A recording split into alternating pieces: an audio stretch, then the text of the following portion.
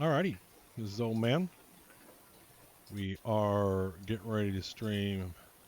All right, I'm gonna change the camera to live ref in five, four, three, We're going to stream two, some Stars Reach with the one. dev team. They're going to go live here with theirs, so I'm going to get on.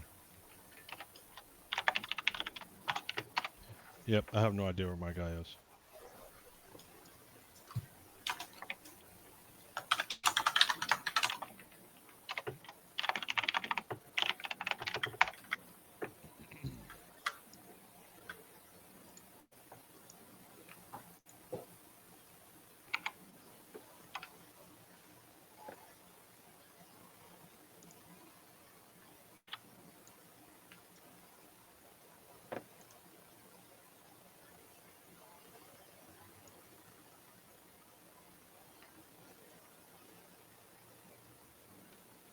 Oh, there's a tutorial now.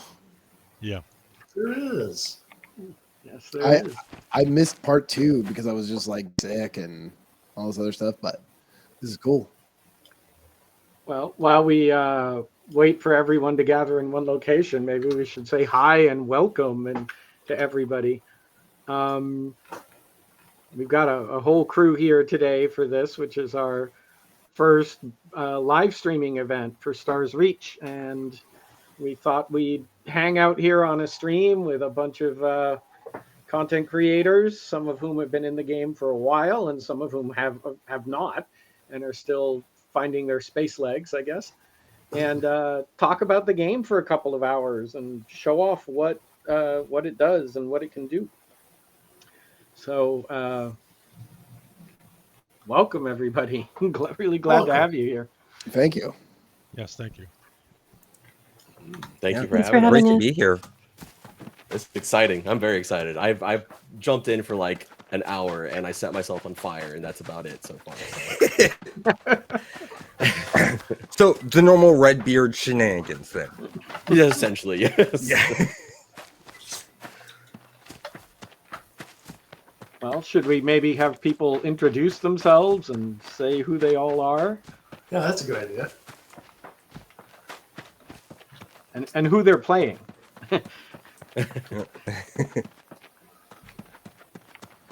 So Well, I'll start. Go ahead, Dave. I'm Dave Georgeson. I'm the game director, and the character I'm playing is Kickster, Qixter. You should say why. It's Oh, because a long time ago I ran an arcade, and I really thought that the game QIX Kicks was an extraordinarily elegantly designed game. And then it also turned out that it was a perfect name to use on high score lists because you only had 3 letters to use and nobody used Q or X. So I was Kicks my entire career for a while I was at SOE doing, and I was Smoke Jumper, but Kickster or something like that has been my my moniker for a long time. cool. So I'm Raph, and I run Play the Worlds, and I've been making MMOs a long time, and Stars Reach is kind of the culmination of a lot of learnings and lessons over the years. And I'm in here playing Cornetto because my avatar has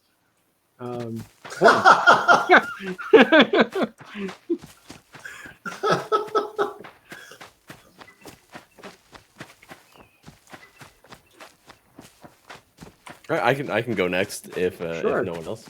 Go So I'm for it. Redbeard Flynn. I'm a content creator. Believe it or not, my name is because my beard is red.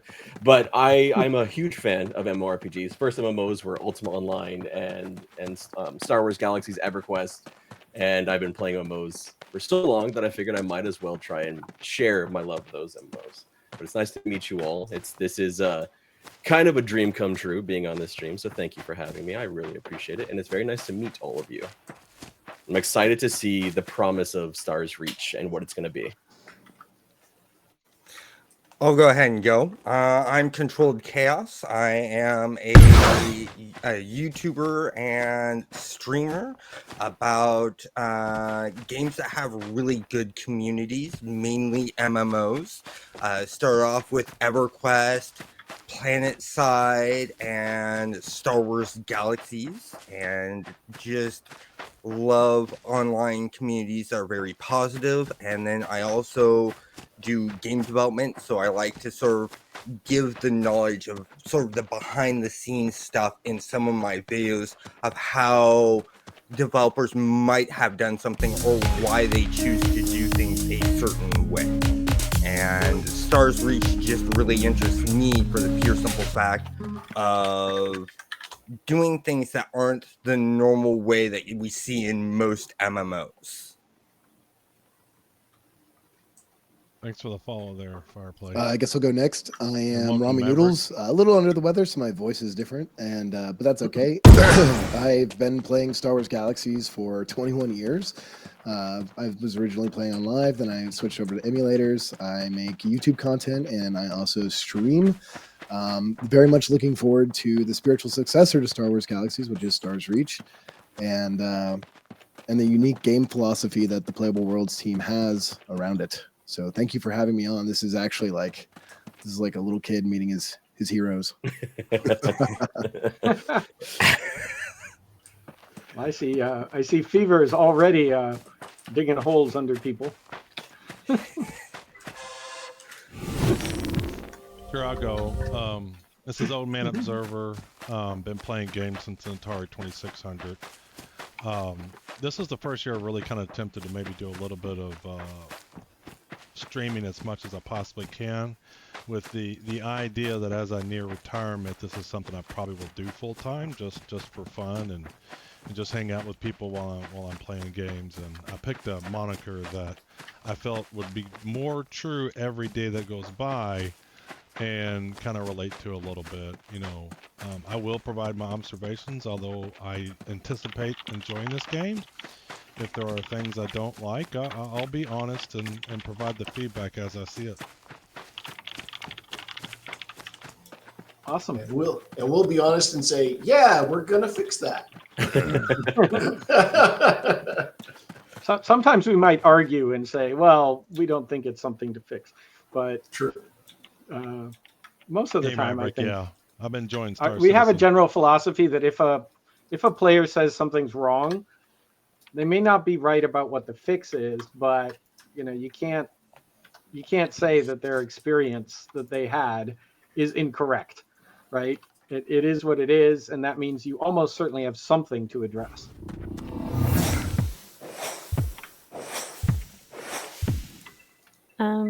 Okay. Hi, I'm Circella. I just really love games and talking about them. I have a YouTube channel for now. I'm going to Thanks for the follow well, there, I'm Charles. currently on Twitch. Hi, everybody.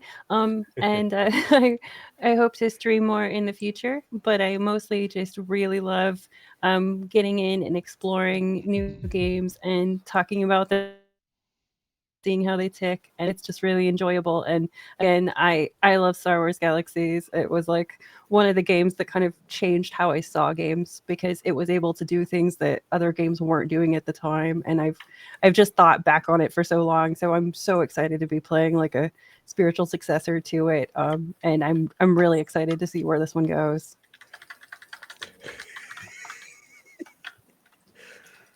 I think a love for Star Wars Galaxies is very, very apparent in Yeah. this. Uh-oh.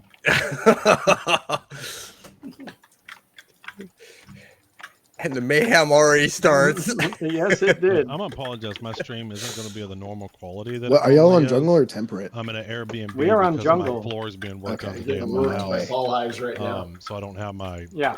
gig. And one of them attacked internet and froze connection. me. I'm on Wi-Fi. Oh no, I fell. I've already run away from things All that are. I got my first question. My hopper's full. And it's not intuitive of how I empty it or what I do with it. Go to extractor on your terraformer tool and with the tab button, if that's what it's already on, and then just target a place and so hit you got to Q. hit tab. Okay, tool mode, set to extracting. Okay, Yeah, then and just then- push it out Yeah, with Q. with Q. Mm-hmm. So I see we have Q and E. What's the difference between Q and E? basically every tool in the game, you got these 4 tools over on the side, right? 1, 2, 3, 4 there. That's your loadout. You can swap that out when you're in camp or at your home. And, you know, there's each tool essentially leads into a whole different skill tree of stuff that you can go learn and do things with, right? Each individual tool offers up a bunch of different capabilities, but we want to make sure that the interface for it all is reasonably consistent. So they all have a primary fire on the left mouse button. Some of them have a charge up effect when you hold down, primarily weapons. Hold down at the left mouse button, and then on release, it will fire the charge up. And Q and E are kind of your special action keys. You may not have anything on Q and E until you level up enough and buy skills to put things on there. But virtually every tool has something that can go on Q and E. And some tools have multiple modes where they can do more than one thing. And if that's the case, you can hit tab to cycle through the different modes. And that will also change what Q and E do. So, for example, with the Terraformer, you might be in the extracting mode, in which case you're digging. But as you level up, skill up in different trees, you can get things like terraforming and actually building with the materials that you extracted. Or prospecting mode, which allows you to do searches and so on. But everything pretty much. Tab for mode, Q and E for action. I while you were explaining that I went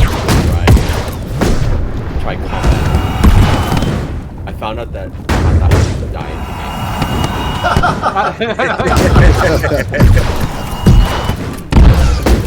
I found many fun ways to die in the game, and that's why I like. So, I guess, do we have everybody here in the jungle now? Is everybody here? Oh, I don't know where you guys are at. There I'm are lost. trees near me. I'm I just don't know. shooting them off. Yeah, I'm still at the spawn point.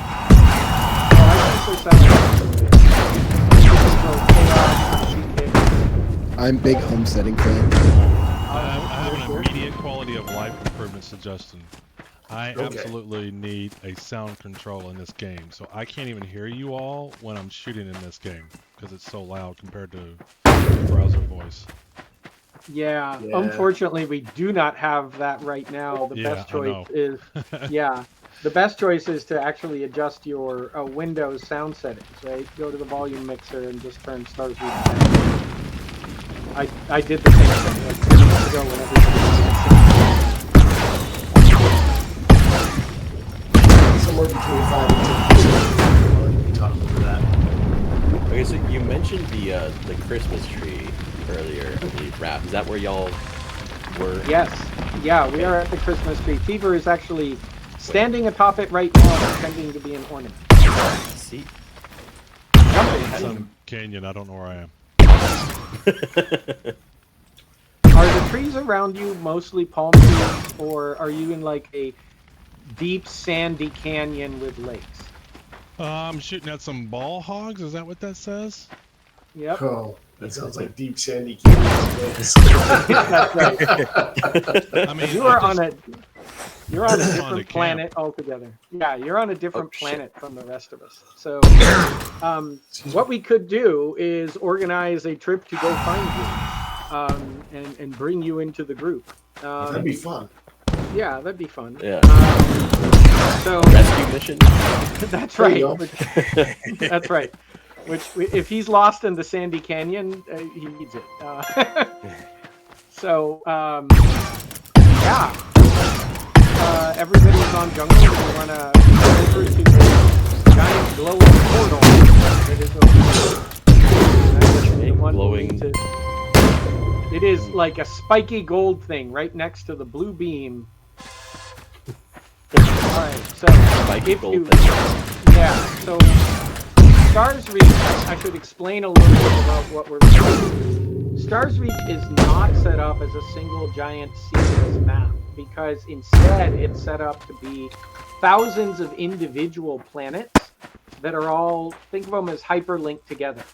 Eventually, we won't use portals like this. You'll go through takeoff and landing sequences with spaceships and spaceports and so on. When we go through this portal, we're going to end up in space. And then we're going to fly through space to another portal and go through that and land on a different planet. Right now in the pre-alpha, we've been testing with just a few planets.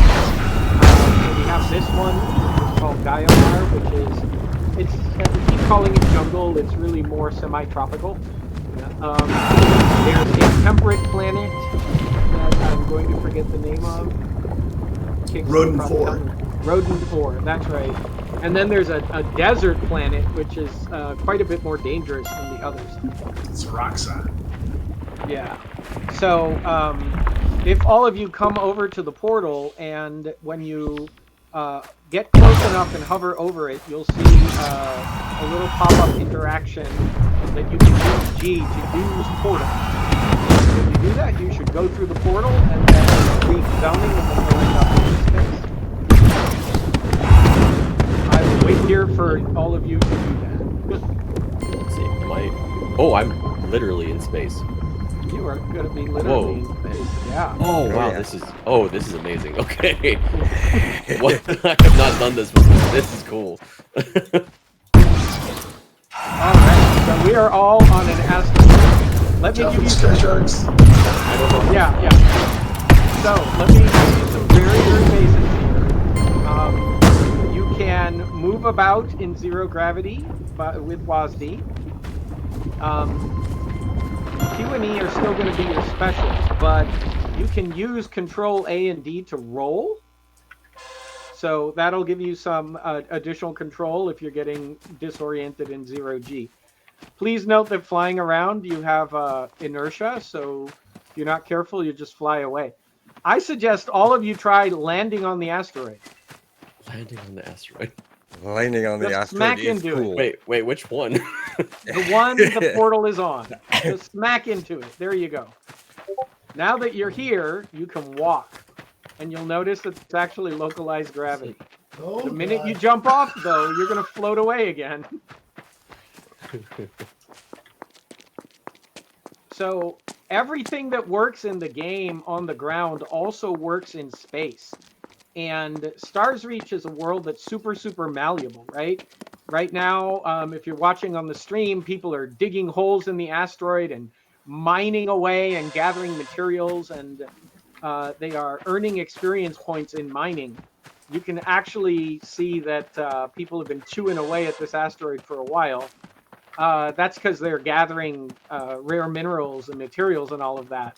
There's somebody, it's not on the stream, I don't think, or it might be on some, but there's the ability to heat up and melt stone and turn it into lava. You can freeze water.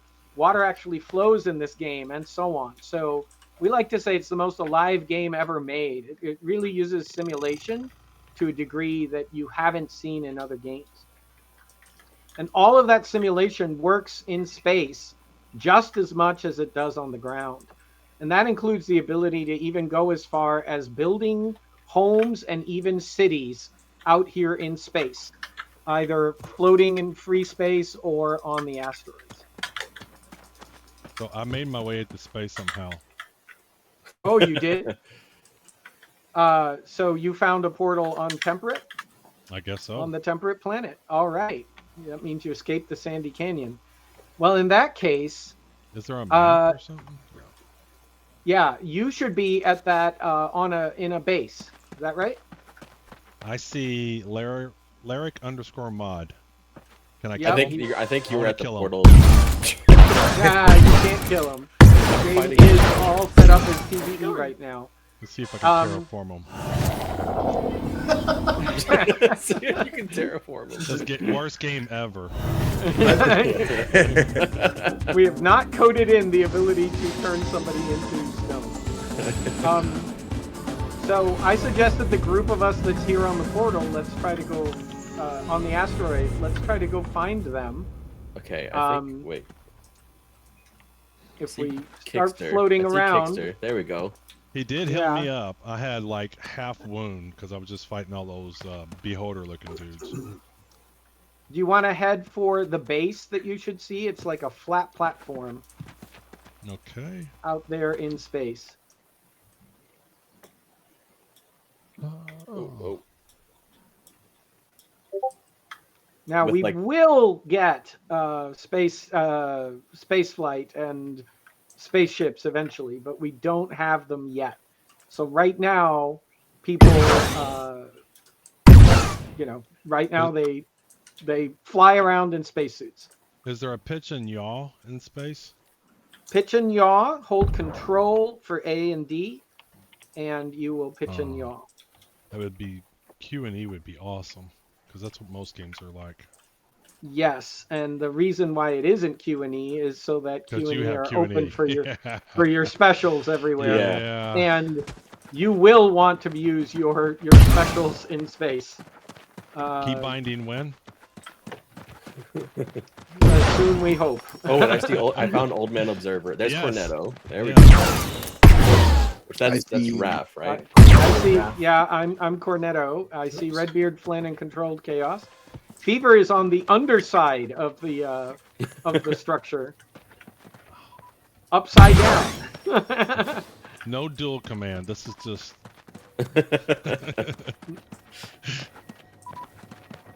So These are all- this structure here is actually just built using the exact same tools that players can build with. We don't have a Oh, ton of assets in there yet to build with, but people are getting creative nonetheless. So now that we're here, we could all visit the temperate world Okay. that you came from by going through this portal.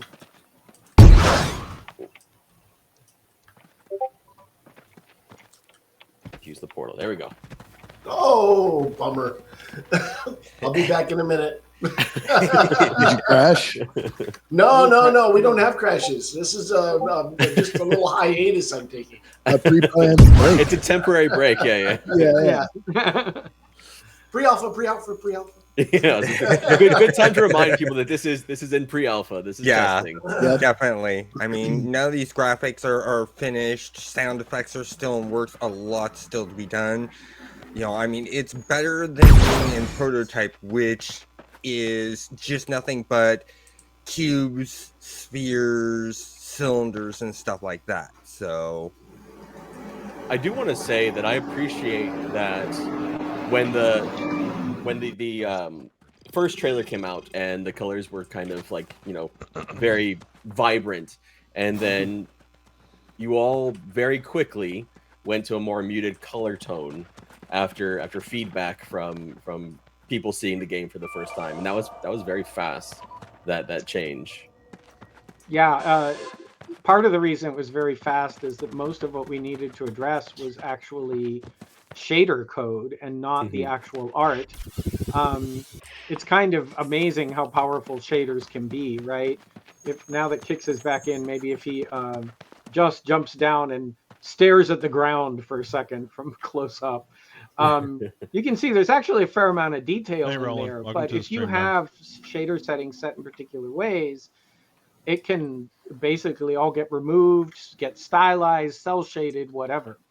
And we had at the time a ton of work to still do on lighting and the like. And as a result, everything was over bright, oversaturated, and a lot of this texture detail that was there all along wasn't actually visible. Our aesthetic target has always been a stylized realism, right? We want the world to have a sense of feeling real, not feeling cartoony. The avatars are probably the other thing that people think about and wonder about. We have more work to do on them. If you notice right now, all of the clothing is still, you're a bit over shiny. Everything is a bit over stylized still there. We're losing texture detail. So we've got work to do on that, but it's been happening in tandem with working on the character customization system which will be as complete as games in MMOs usually are, with multiple layers of clothing, color customization, texture customization, all of that kind of thing.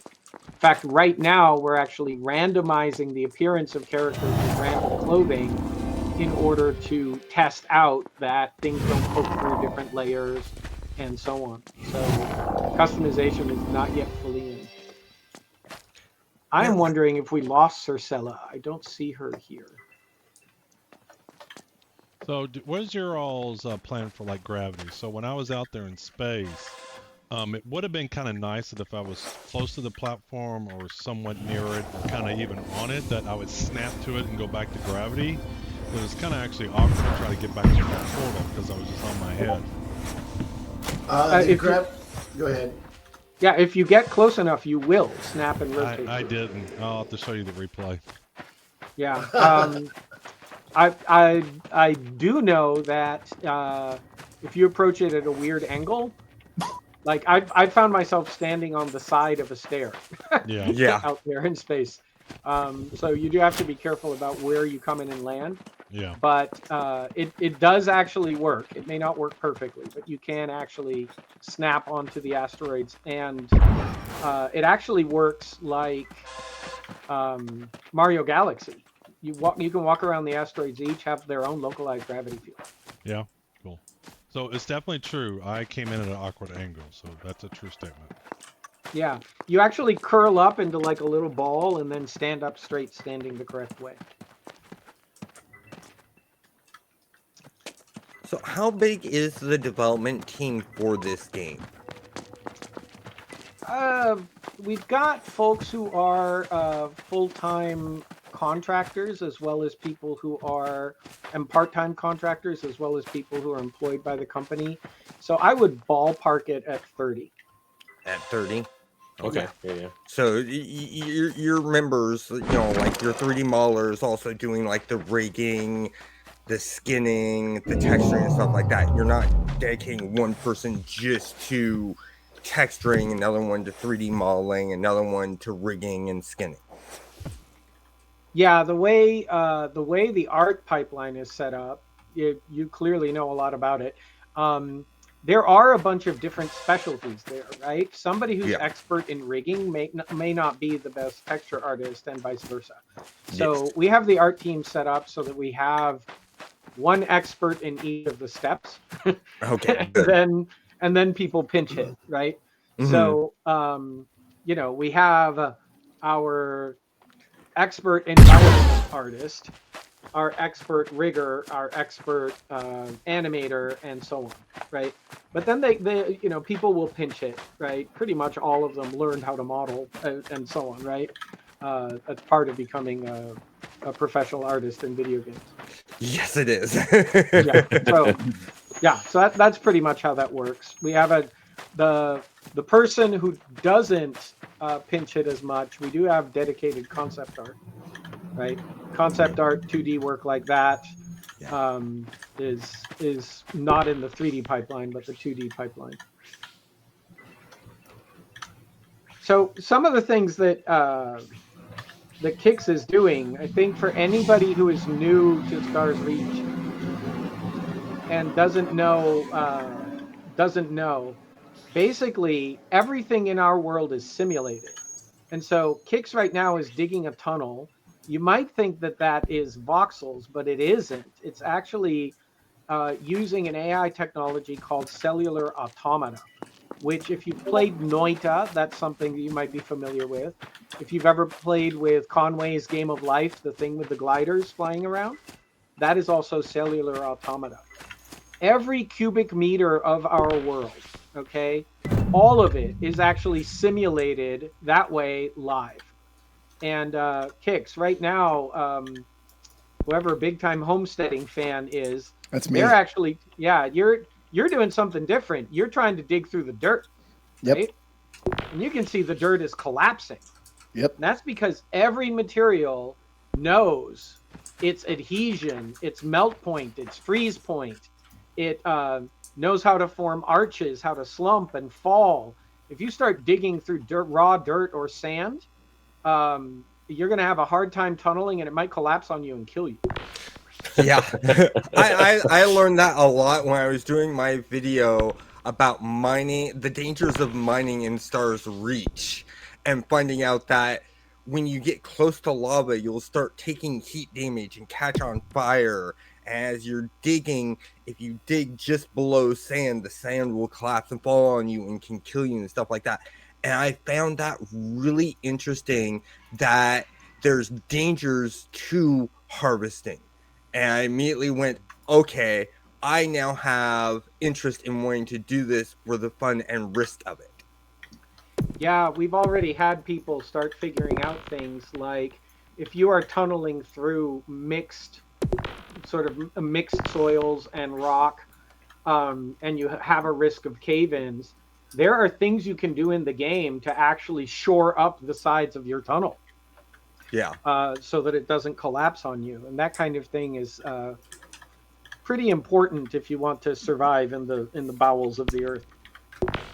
I can see the guide videos after launch now. It's like how to conform to space OSHA rules and make sure your digging experience is as safe as possible. Might be too long a title, but I see it working. Well, it's fantastic because I played Enshrouded not too long ago, and one of the things that was the most fun was a friend burying me alive, because I had dug a hole in that game. So I can see lots of fun shenanigans in a game like this with stuff like that. I'll be honest, every time I've seen someone on a hill, I've been trying to dig underneath you so far, but my hopper is full, so I can no longer do that.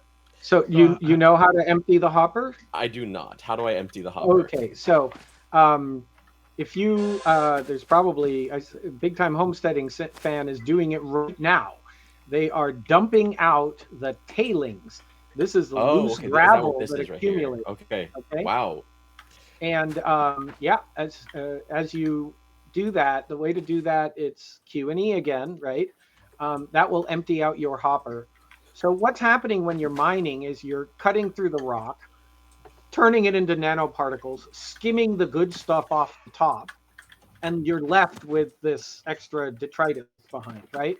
And you can then dump that out on the ground as these piles of gravel. Gravel is actually useful for other things. You can harvest the gravel in order to make roads, for example. And over time, we will be adding things like the gravel eroding back into dirt, the grass growing back over it, and the world will, nature is healing. It'll heal back up. So players modify the world in a whole bunch of ways, but in some ways they are rearranging it, not just modifying it. Meanwhile, Kickster has gone far away from all of us and is nowhere near us, merrily digging in the bowels of the earth. So I have a question, because it's related to this. So when I dumped my hopper, and I noticed it was kind of like reaching a limit and kind of like collapsing down, and like, is that just the weight of everything kind of like pushing down on itself and spreading out? Is that what's... You mean the gravel? Yeah, the gravel, because that's the hopper. Right. Yeah, okay, everything, cool. All the materials have a flow. And structural integrity values and all of that. So, if you drop a pile of sand or a pile of dirt on the ground, it's going to collapse. If you did the same thing with rock, it won't. Okay, so how deep do trees go? Because I'm trying to dig this tree out, and it just keeps going forever. and depends on the size of the tree. If trees fall over, can they kill you? Right now, when they can fall over, they will be able to kill you. But okay, right that's now, amazing. Right now, the trees and stuff don't have gravity yet. Yet.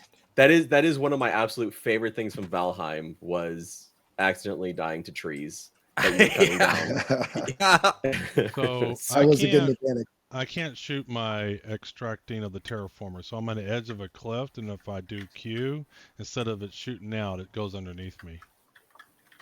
That's disappointing. You can shoot.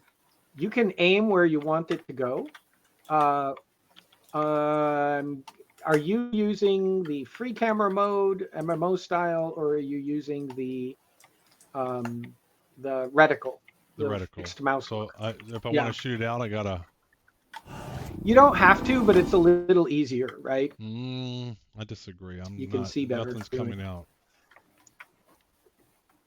That's because it's empty. Do you Nope, still well, have it's stuff not. in your hopper? Yeah, no. If I don't aim, so I'm on the edge of a cliff. If I don't aim at the ground, it doesn't come out. If I just aim out in the, just in the air, it doesn't come out. No, it won't come out just in the air. You've got to target the ground for the Yeah. while to land there. Yeah. Yeah. All right.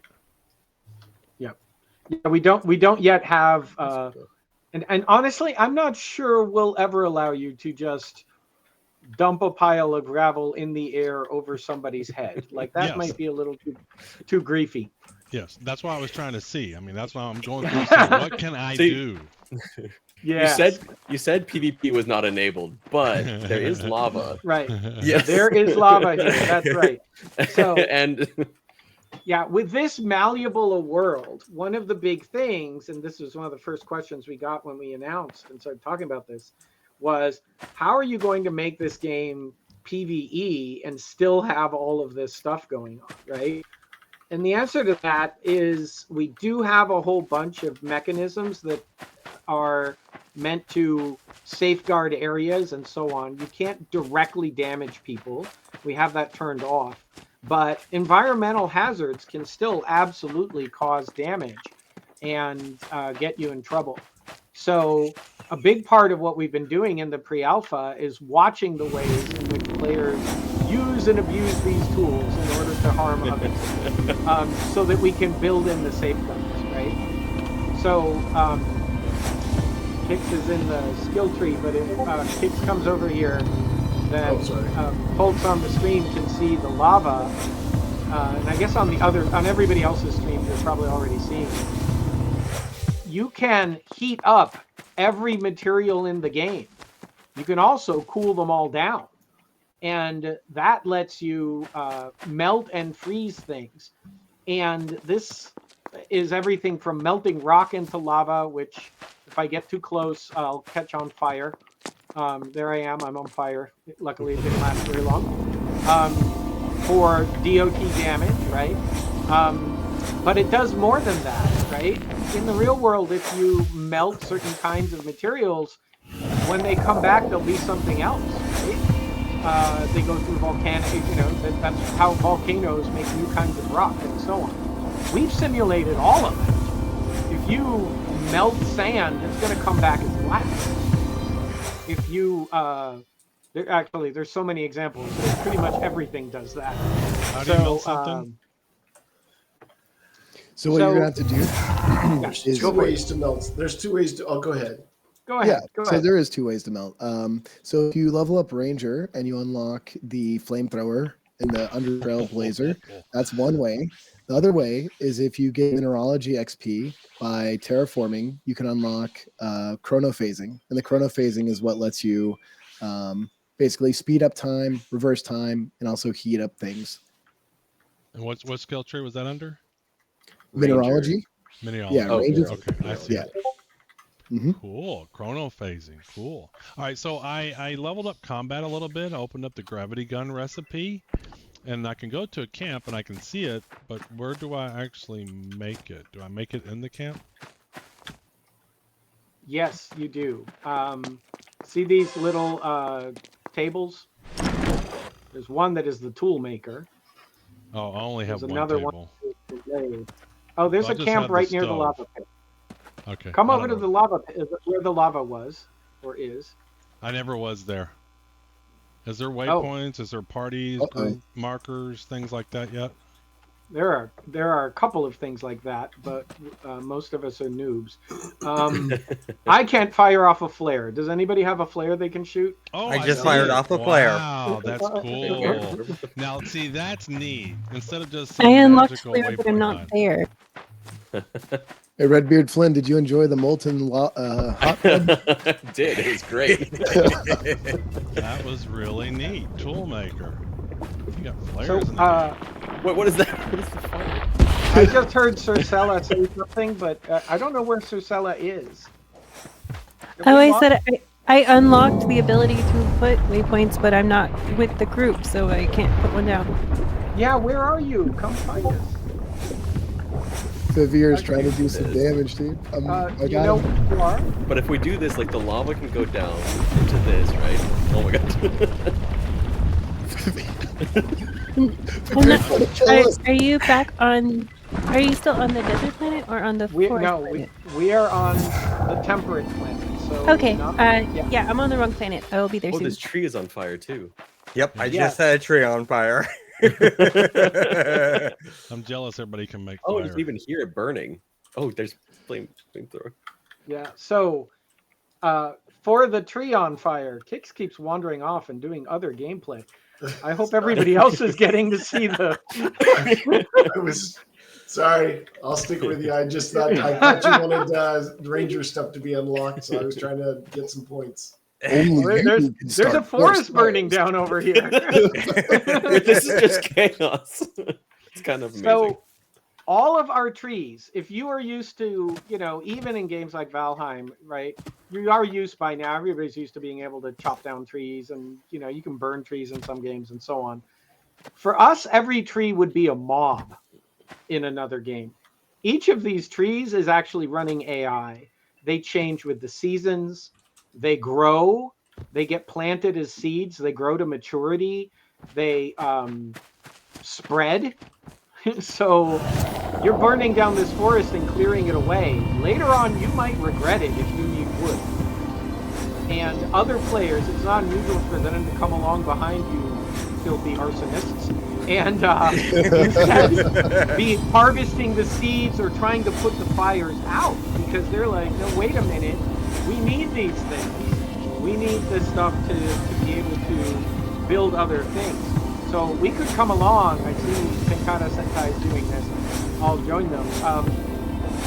You can freeze the fire in order to try to put it out. Okay. And freezing is useful in other ways too, because you can do things like freeze the lava. Let's say you're over a lava pit, which do exist in nature on some of these worlds. Those you might need to freeze a path across it, turn it into solid stone again in order to navigate. Now, what happens when you freeze water? It I mean, turns can you to actually ice. do that? Yeah. And I wanna- what happens with? Can I I want answer to show off what happens when trying to stand on that ice. I mean, Let's go over to the canyon and play with the water and fight some ball hogs and stuff. You said fighting things. I'm there. Thank Sounds you. fantastic. Yeah, it's right over here. We just got to go downhill. Danger awaits. That's where I was at before. I was All killing a whole damage is bunch on. of them. Always Yes, keep it- fall damage is on. I noticed the Um, fall damage is very generous. It is pretty generous, and Currently. you haven't Currently. unlocked all of these things yet, but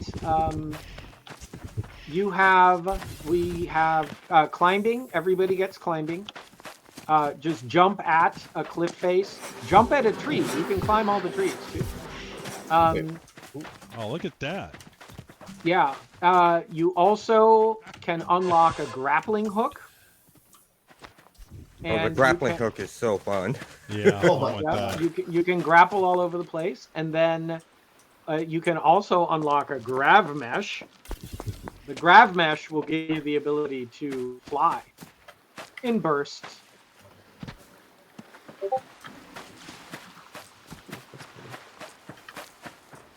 Whoa, I, whoa! think I got stuck climbing trees. I got Can lost you from drown? everybody. Let's see if we can drown. I lost you going downhill. Oh, you Are can't you guys in the drown. canyon yet? Let's see. I see. Oh, there's Yeah, a I hole. see you. When can you drown? Because I can't drown. You can't drown right now. I see. Oh wow. We've there's- Not been at the moment. we've been working on underwater is planned to work actually fairly similarly to space. So you'll Yeah. be able to swim Underwater around worlds, in full yeah. 3D. Yeah. That's So that's our plan. So space is kind of acting Whoa. as our prototype for eventual underwater So the ice clearly makes it slick. That is cool. Yep. Very Yeah. nice. Yeah. Oh, come on, let's freeze this lake. Let's get some ice rink going on here. When the hockey sticks coming in? Oh, I like how it melts. Yeah, it seems to be melting. I guess because the lake is too we need to warm, freeze right? the planet, guys. Yes. Could you potentially freeze an entire planet? Would You that be a don't need possibility to. for people? You don't need to. The seasons are going to do it for you. Okay, that's fair. No, we want Hoth all the time. Yeah. Well, We can there do will that be, too. There will be planets that are frozen ice balls. There will be hell planets where it's lava everywhere. There's going to be lots God. of Will Anakin Yeah, be on the lava planets? Just waiting for I you? am. Yeah, I am not sure where all of you are, but I'm now down in the sandy area, and I am surrounded by dangerous, aggressive creatures. I see. If you guys step right over here. Oh, watch out. I have to get there without dying. I'm worried I'm going to Drag train all of these the guys. mobs over to the guys. Are these glowing? No. They are, yes. They are. Yeah. Yep. Is that why They there's are so many glowing. In explosions? fact, One the thing I ground really you like, see here, all the green stuff, that's glass from their heat attacks. Oh. yes, Oh, that's one thing wow. I really like about the combat is like they have like elemental properties to the actual projectiles. So when you're fighting around sand and they're using heat projectiles, you're going to notice it all turns to glass, and it's going to stay that way unless someone comes about and either harvests it, tornafaces it, or terraforms it the same way. So you'll be able to see where the history of the battle was. Ooh, I just saw a green sign just pick up, and when people pick up that green symbol, are mobs dropping like buffs and stuff like that? Yes, they are. Let's get this over, guys. Oh, Roachmaster, yes. Is this? So, as you can see, it's actually arcade combat. Wait, A what? bunch of a bunch of little ones. So, you can see right there, Control Chaos just picked up that purple power-up. Oh, The wow. creatures, as you shoot them, can drop power-ups. Invulnerability, Okay, yeah. speed-up buffs, jump buff, heals, and so on. It's Wow. very action-y combat. While we're here for just a minute, just to demonstrate, you can see me moving back and forth, right? I can do that. If I hold down Control, I've got dodge rolls. Oh, Oh, Yeah. yeah. Nice. Oh, that's Okay. cool. So you got that. You've got jump, of course. Once you have grappling and grab mesh, there's a whole bunch of capabilities there as well that you can use in combat for active evasion. Many of the larger creatures will signal what they're doing. Actually, the side right here, see that red circle on the ground? That is them signaling, right? I just got frozen. Yeah, I'm aware that the sound is way It can too root loud. you using cold they don't even attacks. have controls for that. Yeah, that's And one if those thing I cold found in attacks the hit the lake, game. it's gonna make ice in the lake. That's the one thing I found in the game when playing, that different ball hogs do different things. You have ball hogs that freeze, other ball hogs that do fire damage, and other ball hogs that throw ball hogs that fly to you and they Old man, explode. old man, get out of the lava. Well, no, I'm trying to.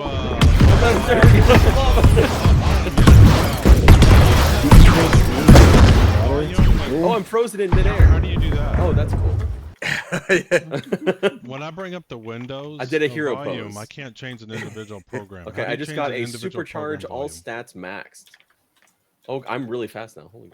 Oh, Now, tell me- if you take so- a look at the lake, somebody here has been using the heat beam on the lake, and you can see It's the like water there steaming, is yeah. turning to steam Wow. and floating away. It's a battle. There's ice and fire.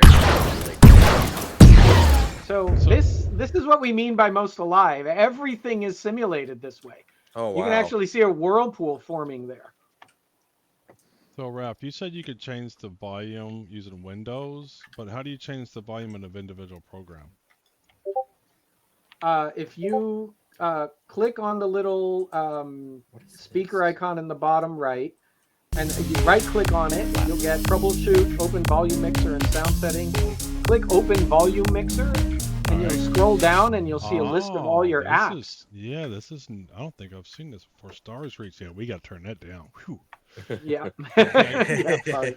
Even some of my viewers are like, man, this is too loud. Yeah, that's where I adjusted my game volume separately. This is actually my first time seeing the new Steam. Before y'all changed it when it was just water in midair. Now it's it goes Steam, and it all the looks way up, so too. good. Help. It looks Oh, really wait. nice. Is Raph dying? Yeah. I need We're that just looking heal. at the Thanks. Steam. Raph's dying. Hey, there's a Horde like- Master over there. So- Y'all want to try to kill the Horde Master? Yes. I've we got leveled up enough. Code Master. I'm on my I'm way. going to run to the camp. You can unlock your skills only when you're in camp. Hang on, Okay. hang on a Okay. second, guys. Let me throw a camp upstairs. Oh, if I get upstairs. Upstairs. decals. There's one down in the kitchen where we all are. Oh, danger! It's not doing nothing. Well, I was gonna put one up here. Boy, I got double. There we go. Super Yeah. jump. Oh, So Hey, Spitzer. that's a good and, opportunity thanks for the to follow, explain Jay that. Adams. If you die, which you will, which Which I you did, I guess, you were going to go back to the last checkpoint. So it's pretty much a checkpoint system. If you The have volume's not gathered doing anything anything, guys. since your last checkpoint moment, I got it all the then way down. it's going to be left behind where you were. So checkpoint often, right? Players have the ability to build these camps. You can set them up. You can use anybody's camp out in the wilderness. So you use them as forward bases, I right? literally have it. And you also can take wounds. And right now, in order to heal the wounds, you got to hang out in the camps and other people have to dance, which is straight out of Star Wars Galaxies, of course. Yeah. Oh, that's great. And for the if you type /emotes, you'll actually see you are not limited to just this dance. We got the Roomba, we got the salsa, we even have the chicken dance for you. So Chicken dance is amazing. eventually, entertaining will be a full profession, just like it was in Galaxies. But That's in the awesome. meantime, we've stubbed it in just so that the loop actually works. But that only works in a home or in a camp. That's one of the things that has been lost from MMOs since Star Wars Galaxies is that the entertainer and the wound system and how all that works. That's awesome to hear. Now, I understand that a lot of stuff is going to be player made.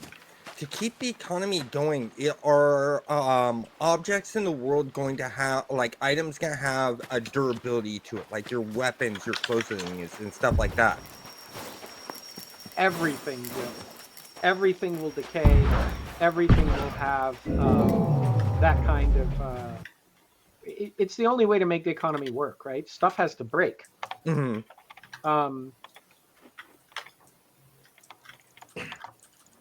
So yeah. Also, all the goods are player crafted. Mhm. Oh, I'm gonna. Oh no, I'm so gonna die. Help! I got you. I got you. Wait, No. no, I'm frozen. I'm frozen in a hole. I'm running for it. I'm dead. wait! Don't release. I'm in a hole. Yeah. Oh, That's actually what got me. I fell in a hole. I was Yeah. trying to climb out. I was defenseless while I was climbing out. Let's recover. Here for a minute. Someone in my Don't chat see wants to your know bodies. if there's melee weapons coming. I was about to ask that question too, because the answer is yes. The answer is yes. Oh, that's great. yeah. that makes me very happy. We're looking at about 15 weapon types overall. There will be. This is the plan. We've got a bunch of range types.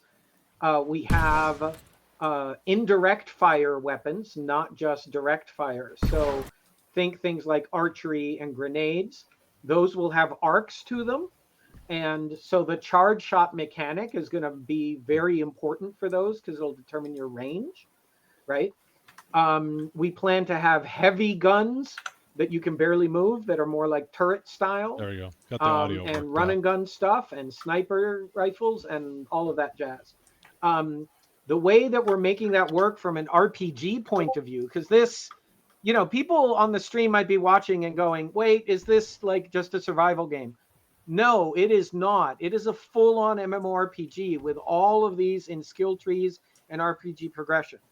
So we have all of the standard things you might expect: status effects, dots, vulnerabilities, resistances, all of those kinds of things as skills that you can unlock.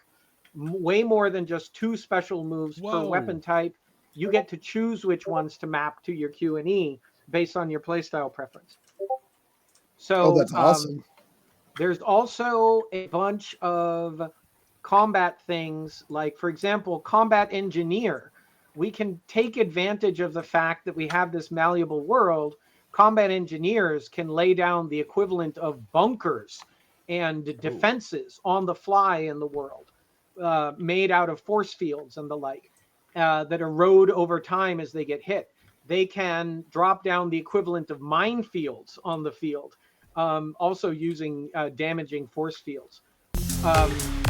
There's a weapon type that you none of you currently have, since you went for the gravity gun. The gravity gun Thanks is for the a follow there, crowd Mr. control Gosh, weapon. Gosh, It Mr. slurps things Goshdarn. into a singularity or blows them apart from it. So you can use that to pull enemies together for AoE attacks and the like. There's someone. Control Chaos has the one I was going to reference. That's the drones, the drone orbs there. Those eventually you'll be able to direct to fly off after targets and shoot at them for you. And so right now they're sitting hovering around you. CC, do you happen to have any specials for that yet? I do. I have both of them unlocked. The Q, which I just set off, and then the E. And I've actually played around with this, and the E is really cool because whenever mobs got close to me and I hit E, all those missiles would go into that mob, and so it was sort of like a nice protective barrier. It also intercepts projectiles, so it acts as like a baby shield for you. Oh, that I didn't know, because when I was thinking of shields, I was thinking of like this shield that I just put up right here, which is the Fortress shield that I really liked, which gave some defenses. And the fact that this other shield that you have that I have yet to play around with, which is the Reflective shield.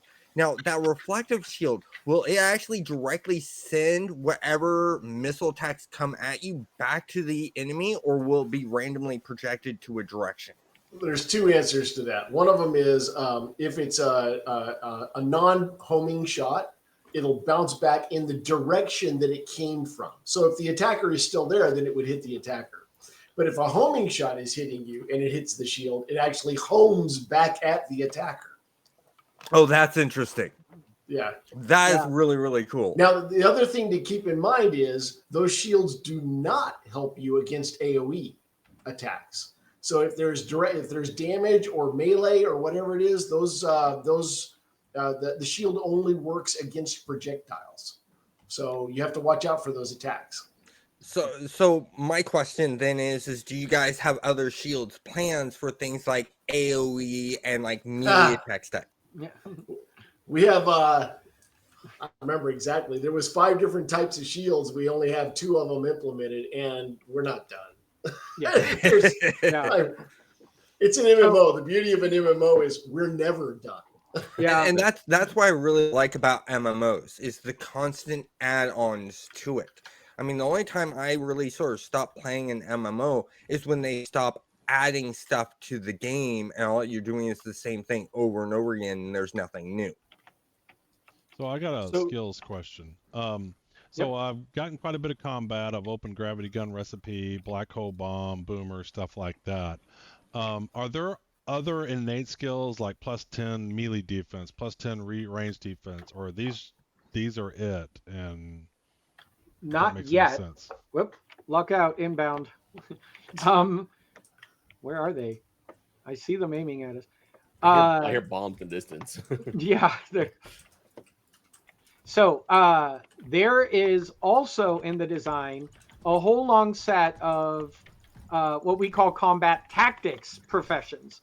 And each of those is also an entire skill tree. You might have noticed already while shooting that you get kill streaks. Yes. Yeah. Combat tactics lets you build streaks out of defense, healing, evasion, absorbing damage, dealing damage, dealing kills, and so on. There are essentially play style profession tracks. So if you are a tank, you can play with the weapon of your choice, but also learn the skills that unlock new capabilities based on damage absorption, right? So that you can choose to play in the tank playstyle without being tied to which weapon you like. So that is the place where so many of the kinds of things you just mentioned end up living, is in combat tactics. So So I have this I have a- black hole bomb, and when I didn't have it, I can mouse over it, and it gave me a little text. But now that I have it, I no longer can get that additional text. Yeah, which is a UX bug on our part that we need to And fix.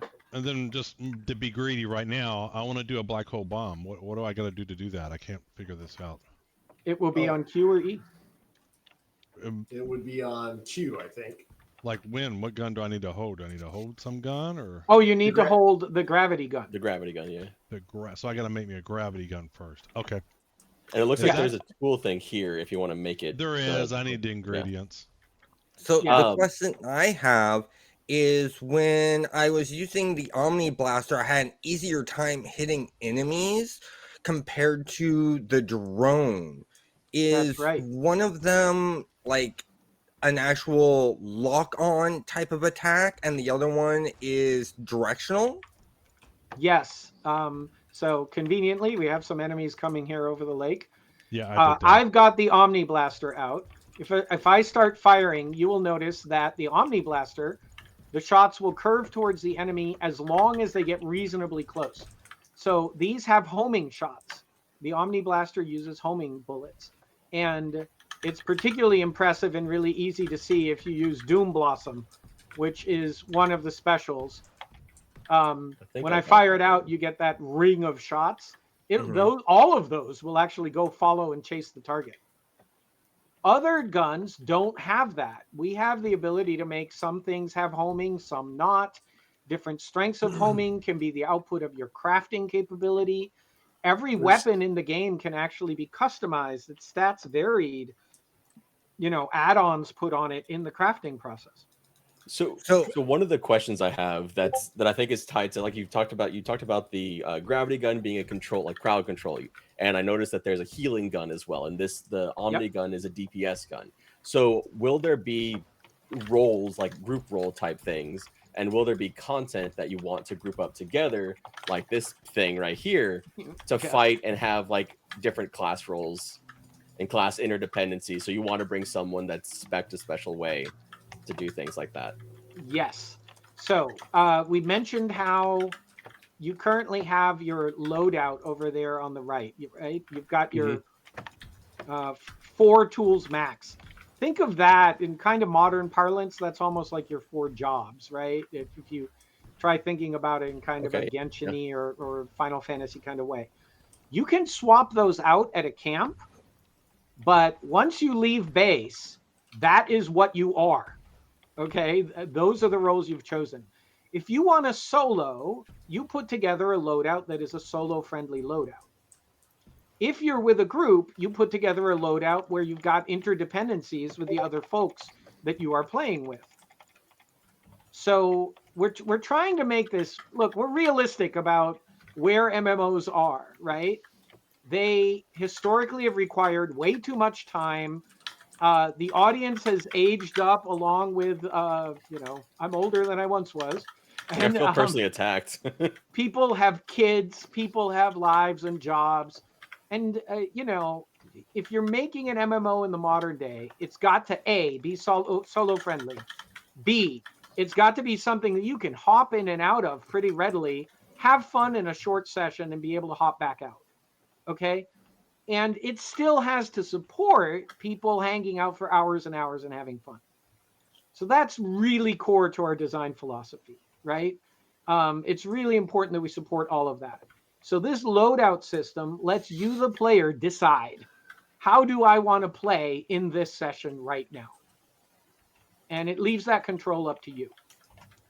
There are absolutely, especially more so on the desert planet than here, there are absolutely boss level enemies where if you don't have a healer in your group, you're in real trouble. If you're fighting enemies that root, let's say they've got the freezing, you really want somebody who can heat you back up, okay, and so on. And so, and you can't do that yourself, right? So there are absolutely loads of mechanics that are designed to encourage party formation. But we've tried really hard to make it something that players are generally opting into as much as possible. In fact, I see I'm getting healed up right now by Controlled Chaos using the Helix. I see right here. Yeah. So, yeah, we're trying to do this in such a way that it can accommodate this tricky design goal, right? Let players play the way they want and enjoy, and not force them down these super narrow paths that then limits who can actually play and have fun. We want everybody to have fun. So right now you're doing these targeted play sessions. Do you have any idea of a time frame when you look to be maybe having a more persistent world that people can hop on from time to time whenever they want, even to this test? Oh, am I allowed to talk about this? You don't have to. You can just say we don't know the answer. It may or may not be a pleasant holiday surprise for some people that maybe they might get to play for longer than 2 hours. I have no idea what he's talking about. May or may We'll see not. how many lumps of coal show up. So, and these buffs, Are we these buffs seem very powerful. And so, like, we're talking about like the coordination, because that's like a lot of my audience is going to be interested in that part of it, the grouping up together and playing together to accomplish goals. So, like, is this like these kind of buffs? They're gonna be? They seem pretty powerful right now, but we maybe want like certain classes or certain specializations, loadouts to pick them up, certain things, or are they all going to be just kind of like they'll help everyone kind of thing? The buffs are meant to help everyone. Mm-hmm. They're essentially public, right? So anyone nearby can grab them. They are there in part to help make action combat more interesting, right? Yeah. The specific design problem there is we don't want combat strategy to devolve into running backwards and kiting away, right? So buffs, and for that matter, the loot drops are meant in part to entice you back into the line of fire, right? But different buffs will absolutely be more useful to individuals in your party, specific ones at a specific time.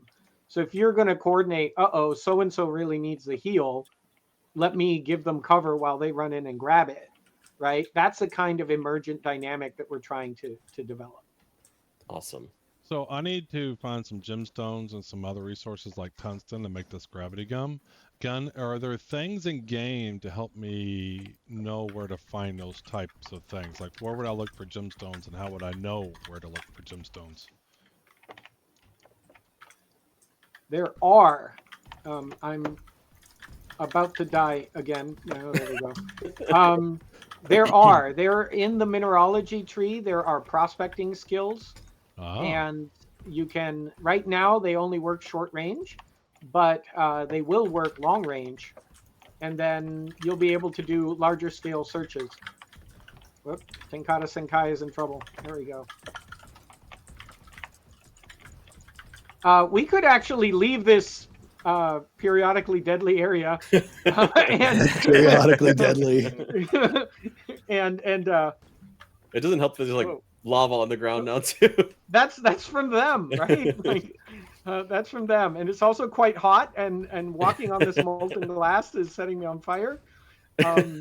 So maybe we should head back out of the canyon and go explore a bit, and we can see if we can find you some of those gemstones. Let's go up here. I finally caught up with everybody. Yay! Perfect timing. I don't want to say anything. Now that we're leaving, but you're here. Yay! Wait, there's a horde master. Is that fun to kill? There's a horde master. Yeah. So this is my chance to show off. Let's wave to Circella and bow to greet her, and we can emote is happy to see you, and we can think I even think so, I'm gonna drag So his we horde have master. all of the chat bubbles and emotes and moods and the kinds of things that you saw in Galaxies.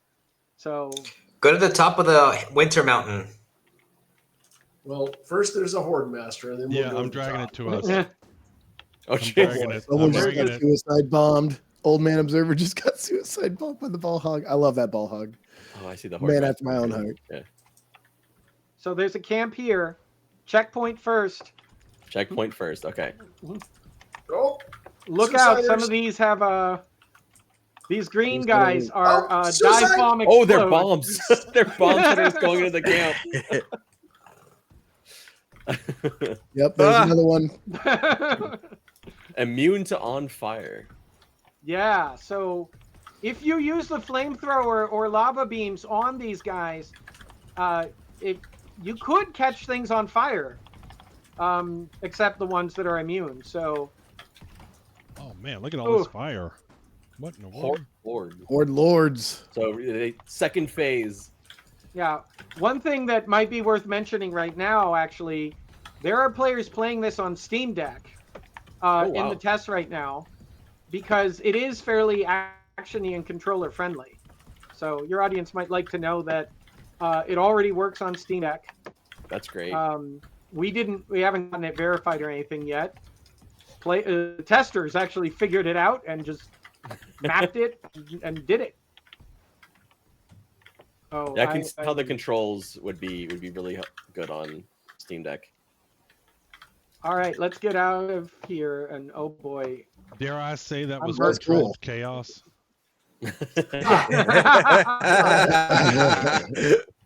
so if He you said head the up thing. this hill over here, follow me this way. There's Kickster. Oh, there we go. Okay. There's Raph. We can navigate up this way. Is there any way to get your character facing straight again? Oh, there he goes. He always wants to go sideways. Is my dude missing an arm?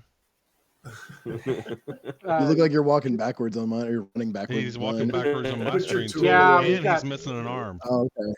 It's At least just a it's flesh consistent. wound. Put your tool away or switch to fixed reticle, and it should be fine. So Alright. don't corner the deer; they will get pissed off if you. Let's climb I this shoot cliff. all the deer. Okay. Climbing the cliff. Oh, someone you'll just used a notice- grapple hook. Yeah, that was Good me. for you. You might notice the your yellow bar down below. That is your stamina bar. It works Yeah. just like Breath of the Wild. Yeah, Breath I of the run out Wild all was the a huge time. inspiration for us. You know, when we figured out, wait a minute, you can cram an entire sandbox into a game with no HUD. That was one of the big things that said to me, oh, wait, we can actually make an MMO that feels like you don't have 20 billion individual buttons on screen, you know? Something that feels more accessible. I'm going to checkpoint over at this camp again. That Where's way the camp? it's... So these camps, do they kind of just like work a lot like camps in SWG? That might have been Yeah. mentioned already They before. do, But they that's do. that's what I'm Yeah, remembering. the Trailblazer tool. Oh, Yeah. turns out there's enemies here. Owl deer. Those of you streaming, those of you streaming might want to get in close and see their faces. They're cute. Right now they seem vicious. They are vicious too. It's possible to be cute and vicious. Are you gonna make the camps look cool like Star Wars Galaxies? Because they were awesome. Yeah, the right larger now ones. they're very bare bones right now, right? Yeah. Function. Right now the tool stations come for free. You're gonna actually have to craft and place Oh, those. they are cute. Oh my god.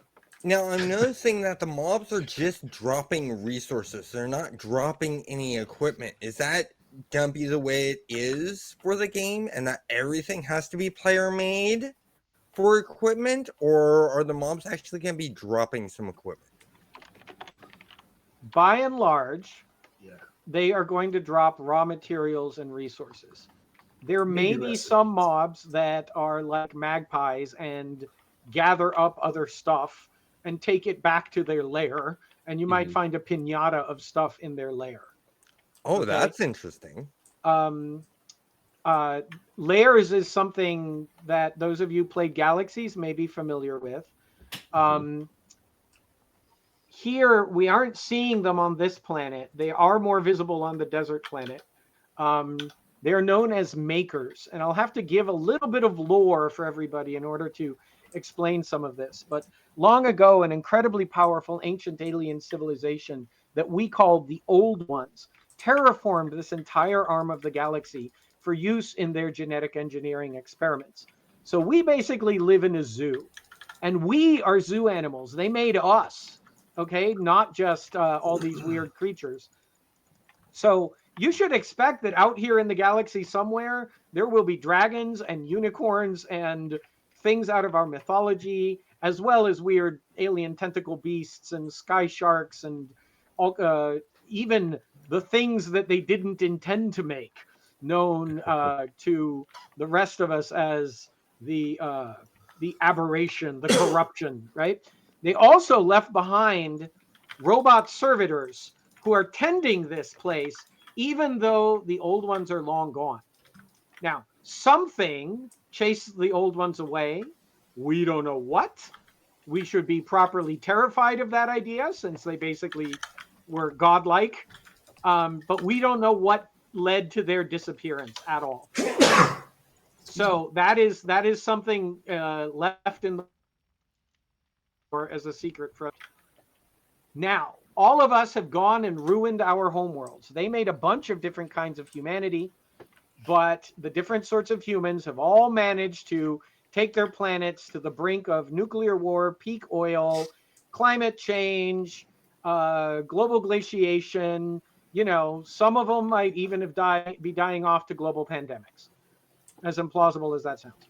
And so it is that the servitors, because they're under orders to keep all of the different species alive, have decided to allow us out from our worlds. They showed up, they've granted us technology, they're letting us run lotteries for immigrants to leave Earth and leave the homeworlds of the other planets and set out further into the galaxy. And we have now formed the Transplanetary League in order to do that, and essentially try to do better by these planets than we did with Earth. So, comment, looks like we're ruining this world too, by the way, not just... Yes. That's right. Everything's on fire. That's right. Seems like we learned nothing. Eventually, this planet is going to have a health bar. And it is going to be up to you, the players, whether you take care of it or not. And if we should try to get up to the icy mountain, but if we head back over to jungle later, the jungle world, Gaiamar, you will see what happens when players work together to take care of a world instead of just destroying it. One more question. Can I get cancer in this game? Because I'm loading up a bunch of uranium. Right now, the uranium that you just found does not yet do AoE damage, but it will. And you should also expect that mining it may release clouds of toxic radon gas. Oh, that's interesting. That's gonna because be we sick. can do that. Yeah. So I noticed that all of the mobs we've been fighting are basically just creatures. Will there be humanoid enemies to fight? So this is not really a game that is about having loads of NPCs, right?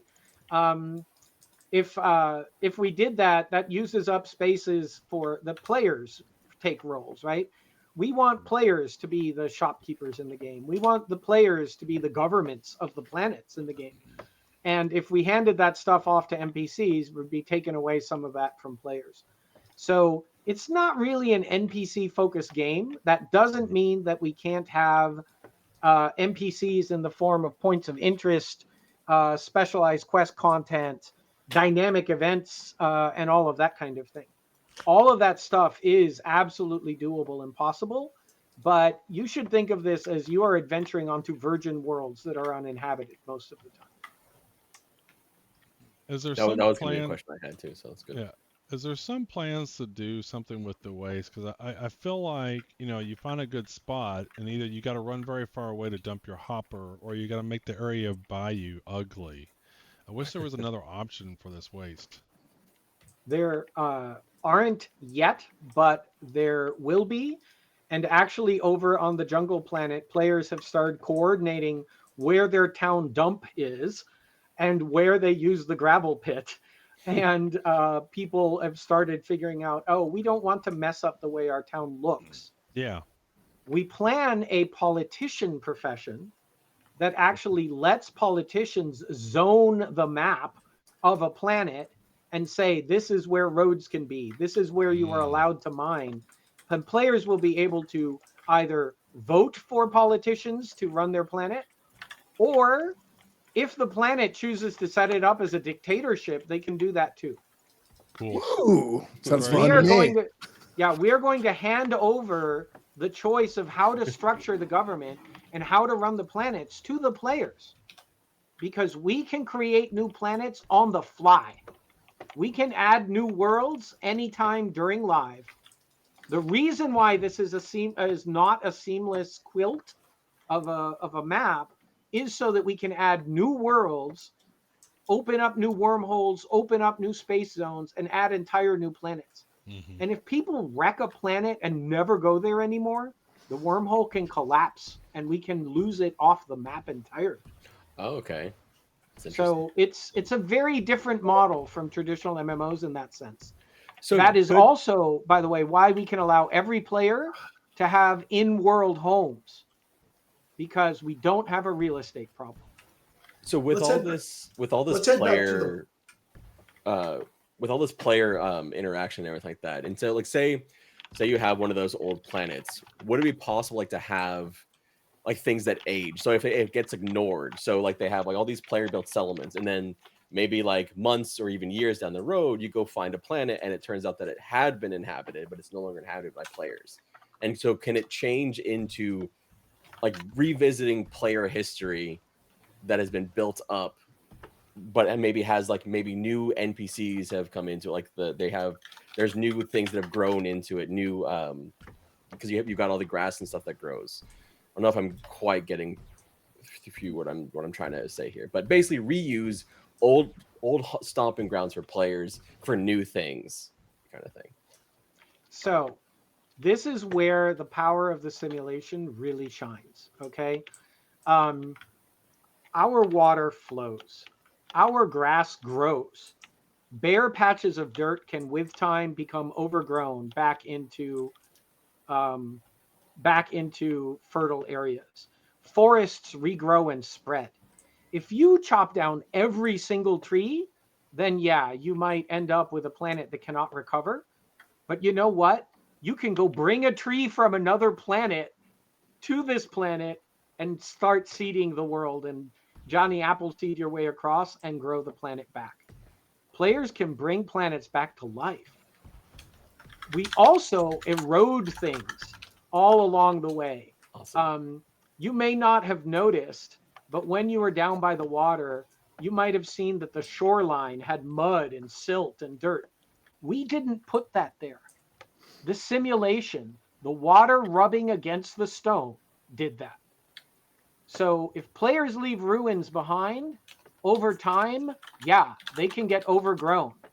They can end up turning into, overgrown, abandoned ruins and eventually disintegrate. Very cool. So basically what you're saying is if someone puts down a house, builds a brand new house, and then quits playing the game, you can go back to that person where they put the house, and instead of it being a fresh, nice looking house like you normally see, it's an overgrown, ruined house instead. That's exactly right. How do you maintain your house? I mean, just visiting it, keep it from being overgrown, or what do you got to do? There will we haven't settled on the exact cost, but there will probably be an in-game credits cost, basically, right? Like maintenance fees. Because again, it is super important that everything in this game economy have ongoing costs, right? That everything decay. There are a whole host of mechanics. Watch out for sky sharks if you haven't discovered them already. There are a whole host of mechanics that we've done in order to try to make sure that we keep that economic balance. So I'll name one of them. In most MMOs, as you level up, you pick up more recipes. And then, oh, look, somebody's learned how to chop down trees and is logging some of these big trees over here. If you pick up new recipes, we actually work your recipe book like a CCG. You're deck building your recipes. So your recipe book is going to have a fixed volume of recipes that when it's maxed out. As you level up, you can expand that max and so on. But the goal is there's no way for any one person to have all of the recipes. And that way, newbies who join the game will still have a market for the newbie level goods, because the high level players are going to move up to the higher level recipes because they want to build spaceships now instead of cogs. We are doing so many things like that in this game, where we really took a hard look at the mistakes that MMOs have made in terms of in-game economy, in-game balance, and so on, and really tried to reinvent how a lot of stuff works. How's your plan to make So- adjustments though? Because obviously you know that stuff's hard to balance out, right? Oh, I know that better than most people in the no. world. For the viewers who don't know, if you have ever crafted in a game, it is my fault. If you've had a pet in a game, it is my fault. If you have had a house in a game and decorated it, it is my fault. All of those systems pretty much originated with Ultima Online. Fishing, there's just loads of things that UO was really the first big game to bring those things to a broader audience. So yeah, the first player-driven economies in MMOs, that was me. So we're paying a ton of attention to how to do this, how to balance it. You know, we need to pay super close attention to it, have detailed metrics on it all, and we are really, really trying to focus on having it be balanced and something that can last a really long time. You know, UO is still running after 26 years. And yeah, its economy went to shit multiple times in the intervening period. But, you know, it is possible to revive it and bring it back. You just have to be an active steward of the game, right? Let me rephrase the question. So inflation always seems to be a difficulty in all MMOs. And so when a new player Yep. joins, it's like, oh, I'm so far behind. What are your, if any, specific plans of controlling inflation for new players when they join? You have to essentially centrally manage the amount of currency that is in the game, right?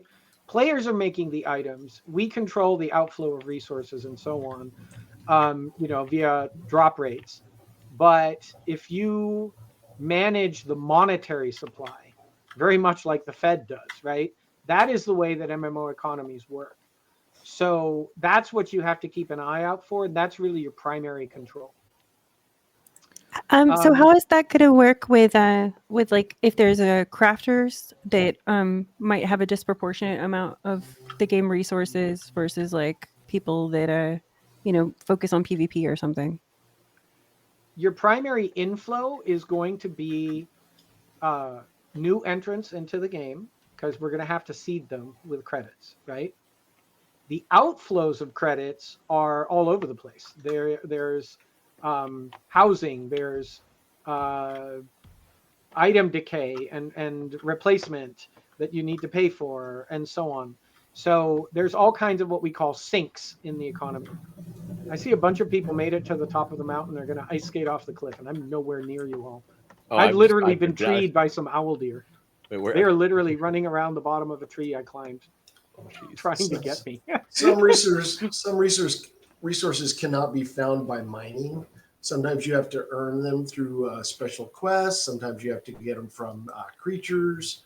There's all kinds of different things that you have to do to get different resources. So it's the different folks that do the different roles and stuff in the game actually come up with things that not everybody else can get. So there's definitely reason to trade and barter and move goods back and forth between players. Yeah. To get us all to the top of the mountain, can I suggest we do a quick roll call and then you summon anyone who hasn't gotten there yet? Yeah, I I'm think not because I'm there. not entirely sure where to go. Yeah. Who's not here? Redbeard I, Flynn. I'm not there. I am not there. Oh, there we go. Oh. Oh. What's your name, Ursula? Cersela, Cersela. Oh, this is cool. Oh, she almost fell off the edge. Who else is not here? Controlled chaos.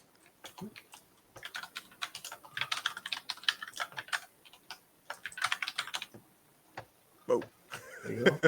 Big homesteading fan Oh yeah. there. Whoa. Basically, we lost everybody on the way to the mountain. Essentially, yes. Is there a Considering space in that your name? most of us I are, think so. Yeah, there we go. There you go. Old Man Observer. Hey, maybe to we're on change. ice. Yeah, so this is worth talking about too.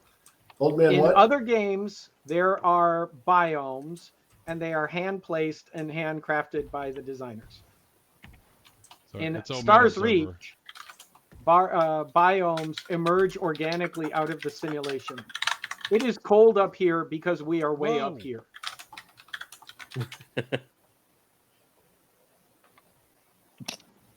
Oh, oh, oh. Watch out Really? because there are cliffs all around you.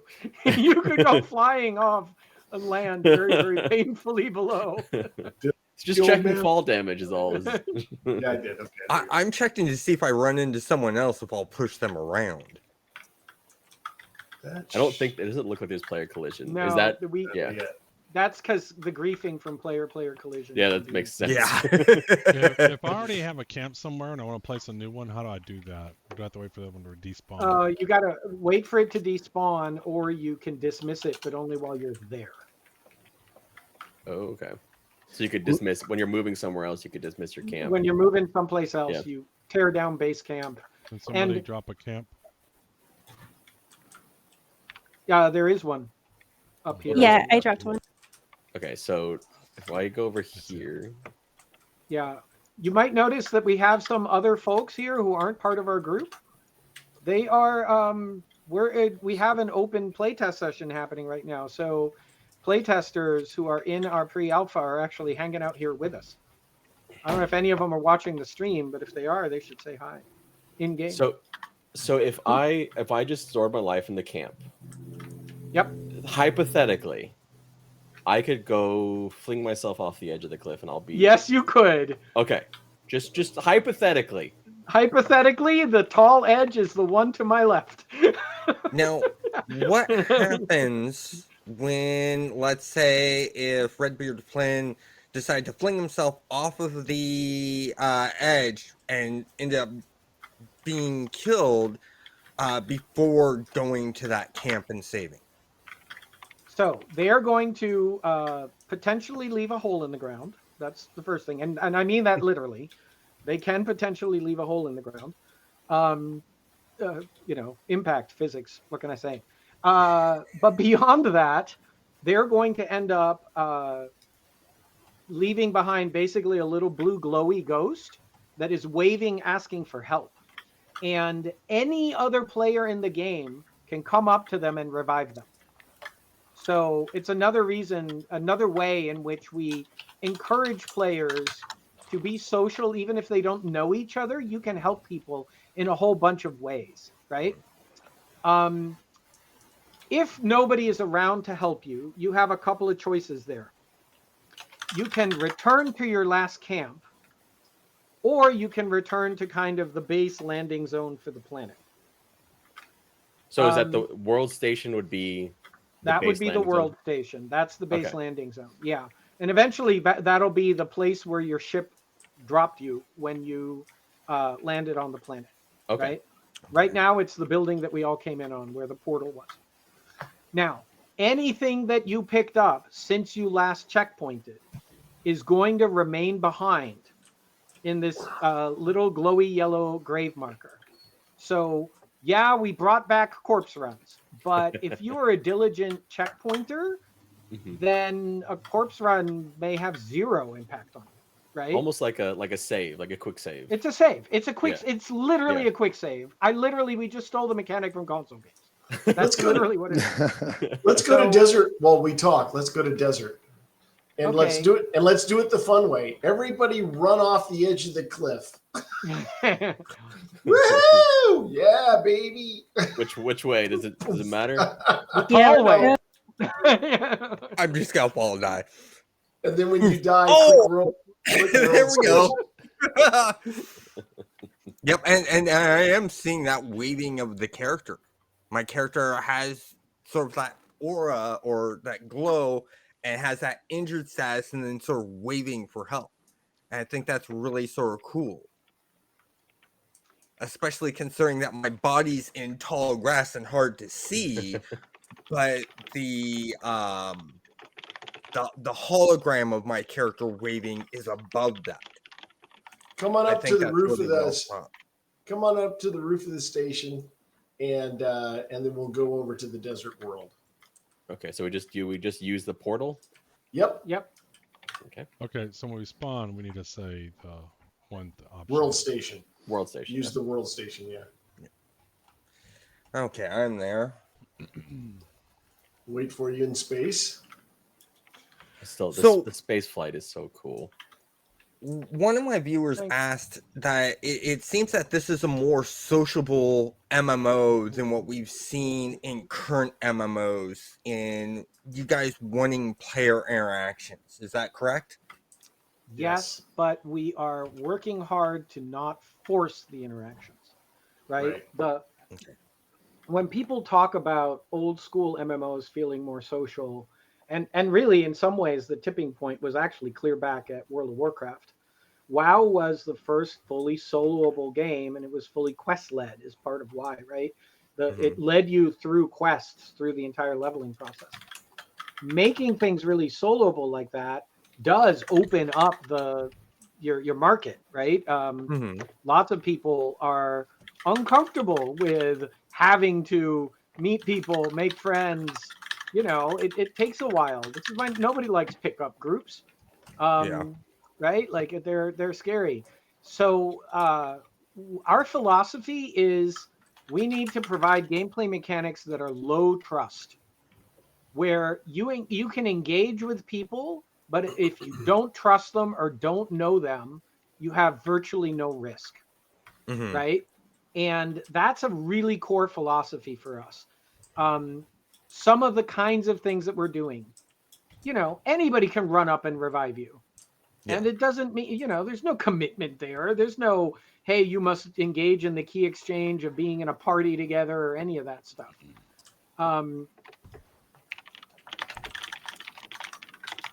So there are others. We're going to do things like soft grouping, which is an idea we're stealing out of Realm of the Mad God, which was a really cool 2D MMO for anybody who never saw it, where a lot of the benefits that you usually get from grouping up happen just from standing near other people. And they are just passive benefits like slightly increased XP gain or healing rates and things like that. Then we are also including, watch out, there's a shark hiding in the cave there. Land shark. Well, Yeah, let's kill him. we're also, Wait, what show? Where? yeah, there's a sky shark through this cave right here. Watch out. We're also including a lot of the benefits that are usually in grouping up. We have a leadership profession with squad leaders, and a lot of those benefits that require the more complex interactions like formal groups and whatnot are actually in that profession. So squad leaders have a banner that they can raise. That is their tool. That is how you formally join groups and things like that. So yeah, just we're trying to be super thoughtful and conscious of social gaming. Yeah, I really like that idea that you're taking that soft grouping idea, because the first time I saw that was in Warhammer Online. Public They Quest. did a soft grouping thing when you go and do these world boss fights, the system would automatically sort of put you in this soft group where you could see other players' health on the side as you fought these bosses together, and then as soon as you left the area, it naturally disbanded the group. And I found that gameplay mechanic very fun. Good. Do you, Look, we're not shy about stealing, man. Ooh. will there be Yeah. hard groups, like just the groups Yes. as we normally think of? Is there a limit to Yes. the number of people in the group? There will be a limit for sure. We would like to have groups that are large in the way that Galaxies had large groups. There's a lot of cool stuff that you can do around group coordination when you get big groups. Mhm. The kinds of things that we want to put in the squad leader track are not just formal grouping, but things like formations, things like called shots where they can call targets. And if people hit the target within a window, or if they're in the right formation location at the time, then you can deal additional damage or have special effects, right? Like there's a lot of stuff that we can do to make that a fun. Leading a group should feel like its own form of gameplay that you can get better at. Right? Well, That's the goal. let me just throw another angle, because there's another game, I don't want to mention other games' names, but there doesn't seem to be a group limit. If there is, people don't seem to hit it. And the thing I've noticed is you go to somebody's stream, they don't mind to throw you an invite, and so then you get a marker and stuff like that, and you can meet up with them. You can still kind of do your own thing, but there's a sense of you can do stuff together or find out where you're at, and it's actually kind of cool. It's always frustrating to be, whatever your group limit is, that you can't add that next person to go into it because everybody wants to get together. You know, MMOs are massive, so let's have as big a group as possible, even if you're not in the same place. Yeah, Well- I would call that a different kind of group personally. But yes. Yes. Guild. Yeah, Yeah. in games like Guild Wars 2 for like the boss fight, like everybody can join up and there's like a big mass as many can fit on a map to do the group do the fight, and everybody gets their own loot, and there's not really a group involved unless people coordinate it beforehand. So sometimes you can have just big concerted efforts without like a set party, and that can be fun too. I do want to clarify, this is not guild, so unless you plan on having waypoints, but you have a communication channel, you have waypoints, you know where they're at. There's certain, it's not guild concept, it's a group concept. It's just no real limit to it. Yeah, I would. How to phrase this? There are a bunch of mechanics that are proximity based. Yeah. For party membership, that will probably have to be limited. In part, just because the sheer volume of UI to juggle can get ridiculous, right? And because there's performance implications to managing stuff in close proximity.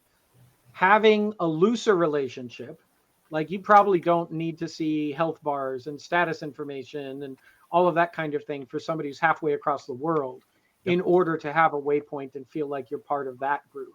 Yep. So yeah, I would break it into tiers basically. The kind of stuff that I'm talking about for squad leader is more the moment-to-moment party coordination. Yeah. So I have a viewer that asked another question. I know that you covered that there's going to be, the dancers and entertainers and stuff like that. They're wanting to know about what you guys are doing to encourage exploration of other planets and other areas of space. Yeah. So exploring is actually a track of its own. And that's actually where the ranger and scout type abilities are centered, right? These camps that people are making, that's ranger capabilities.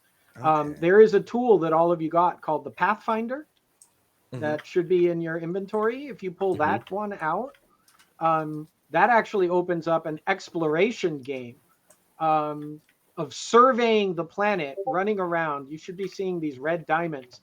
You can now run up and click on the diamonds and turn them Go green. to a camp. Yeah, you gotta go to the Um, change it. Yeah, you might need to go into camp and Yeah. get the Pathfinder if you don't have it. Think of this as playing planet scale Pac-Man, okay? And what you're doing is you gather up all of these diamonds. As you gather them, these are going to turn into scraps of the planetary map.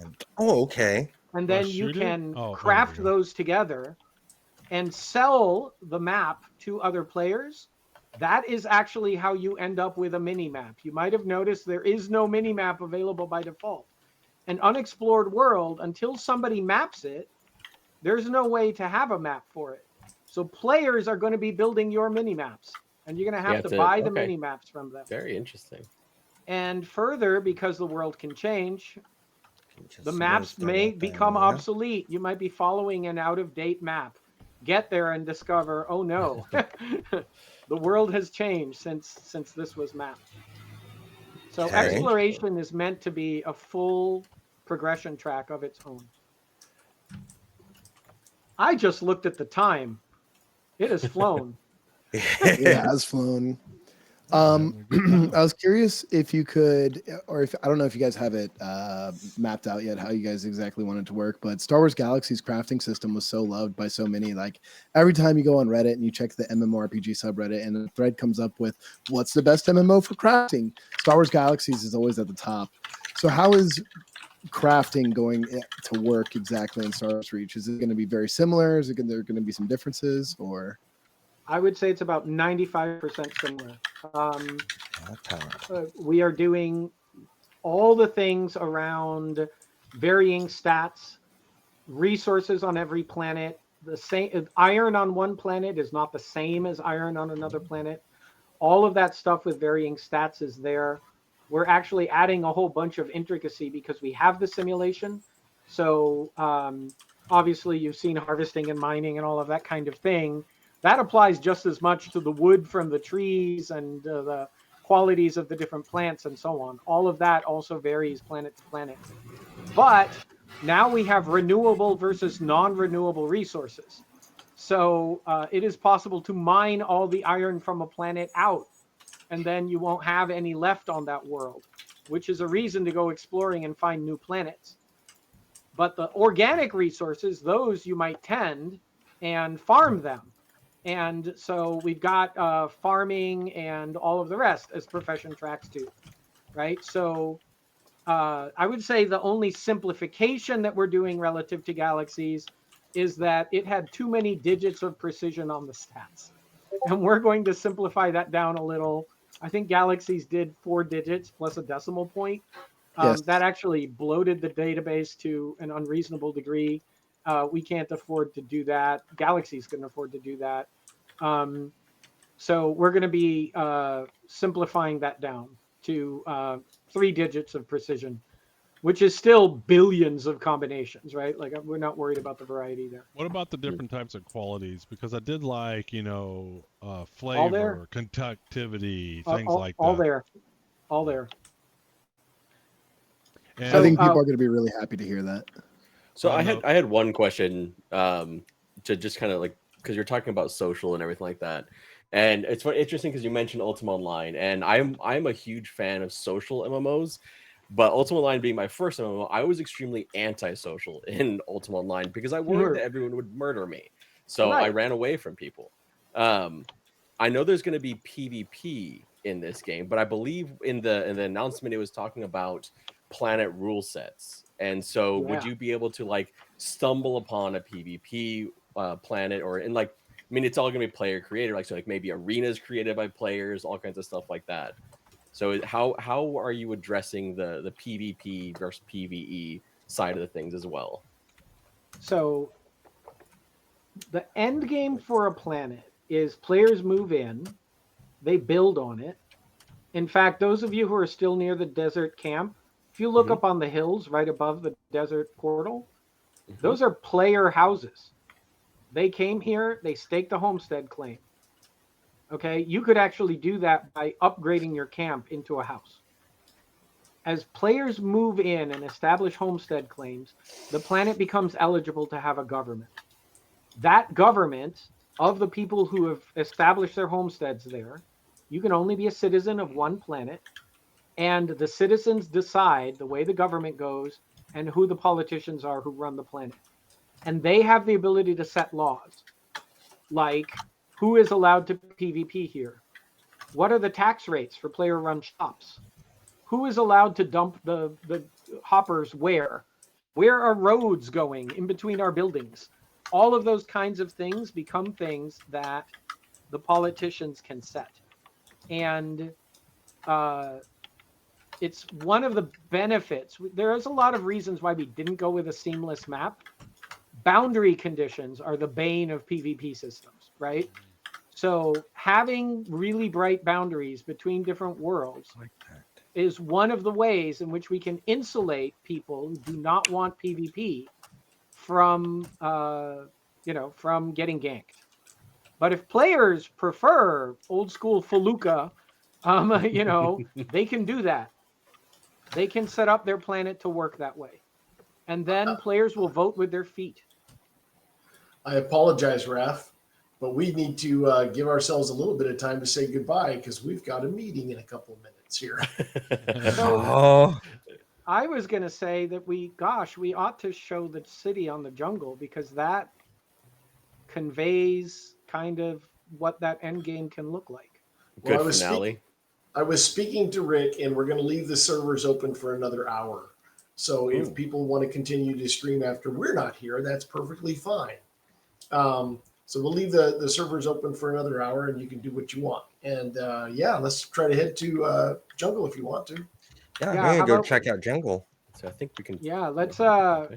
we could summon everybody to the port. Anybody who's not or has wandered in the desert, if you need a summon back to the portal. I see a portal. Is there always just one portal on a given Right now, world? there's just one. But Okay. anybody, if you give me your character name, I can teleport you here. Let me go. What's this?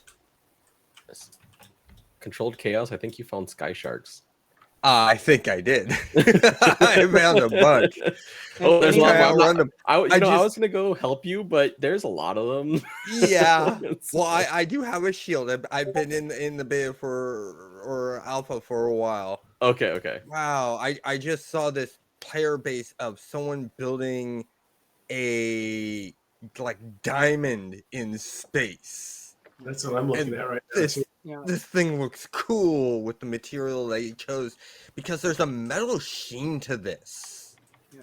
And Any- the fact that I can land on it and walk on it. Oh, that's epically cool. And I So can tell that's a player-built building. Yeah, I'm noticing. Yeah, it. so you can build in space. Is this like there's like a what looks like a spaceship? So a player has built this over here, Yes, but it's just like a building that looks like a spaceship right now. that's right. Yeah, That's right. isn't that what Dave built before we even had homesteads? Yes. Yeah. Are there any stragglers on the desert, or can I follow now? I'm in space. All right, I'm heading to space, I'm in space. and We're in space. we can actually, as soon as everybody's in space, we could just summon them to that portal as well, and save people the fly time. Except both Dave and I are at the other portal, so Yeah, we I'm need to fly to. Yeah, which way did I go? No, we're at the correct portal. Oh, did you just summon me? I was gonna say, let's go to the No, I jungle didn't. portal and summon everybody. Okay. Should I be following somebody? Yes. I think we're gonna summon to the jungle portal. All right. Portal. Why can I not portal? fly? Oh no, I just flew smack into a a horde of enemies. I don't know where you all went. It's okay. We'll get you. Spaceship. Yeah, basically, if you follow the asteroid belt, it's at the other end of the asteroid belt, but we'll fly there and then teleport you over. Okay. Sounds good. Space is really pretty. One of my favorite games of all time is Outer Wilds, Yes, and great just game. getting some of those vibes. That game gave me an existential crisis at the end of that game, so, in the best All way right. possible. I'm going to start summoning names I remember. Circella. Nope, I got pulled. There we go. It's controlled chaos. Oh, I got pulled. Okay. What is it? Homesteading? Big homesteading fan. Big homesteading fan. Okay. Yeah. That I'm, big I'm word. actually on jungle already. Oh, you're already there. No wonder. Yeah, yeah, Anybody so I else just still like- in? Anybody I'm- lost in space? Zoning into jungle right now. Because I want to see this city. Oh, All right, Oh, Old Man wow. Observer, you want to head in there? Okay, we'll go to the Oh, portal. Yep. Whoa. Anyone Okay. else still lost in space? Wow. I No? don't know. I just crashed, so Oh, Ooh, and I that's did to be too. expected because I crashed as well. this is pre-alpha. So anyone expecting a game still under development not to have crashes or bugs, I'm sorry, you're So is there like gravity and physics for buildings or not right now? not right now, but there will be. Okay. Structural integrity will matter for everything. Okay. So of course, we landed in the middle of a fight. Oh, I ran away. Yeah. Sorry. I see bombs going off in the distance, though. I'm still What does it loading, say? but I'm hearing the combat. Okay. Yeah. Beanstalk. So, Beanstalk all right, City. the minute it gets peaceful, just come up to the edge near the Christmas tree Oh, okay. and look down at what other players have wrought. Wow, I've never seen this Oh. before. Oop, I Whoops. just went in the hole. This is nice. This reminds me of like Star Wars Galaxies, but more customized. And Landmark. EverQuest Landmark. Yeah, Sure. Landmark was another good one. Wow, this is so Beanstalks. cool. I had been so focused on my desert planet and never came to see Mayor Beanstalk's amazing jungle city. Yeah, so this is an effort that's coordinated by someone named Beanstalk Head, and they are acting unofficially as the mayor. People have set up their homesteads. Beanstalk laid out the pattern of the streets to Oh, wow. suggest where things should go, and I cheated a little and helped pave the roads. If you come down the mountain carefully, don't die. These floating. I was gonna say homes. I don't want to alarm anybody, but gravity's broken here. Some slightly floating homes. It's amazing. This looks awesome. This is amazing. I'm looking at a fountain here. Is this a player-made fountain? I made the fountain. It is Oh. done Ugh. all with player capable tools except for one thing. We These currently little don't roads. let players drop water everywhere. Partly because I have successfully flooded this city under a yard of water myself. And we had to do like dredging mud from basements and everything Oh wow. because the simulation does that, right? So yeah, this is mostly a player-made fountain except for the water. Oh, wow.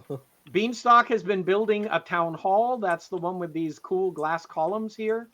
Okay. Yeah, yeah. If you go past the town hall, you'll see there's some rocky stairs up to a gazebo. I threw that together. It overlooks. It's over a little crater lake.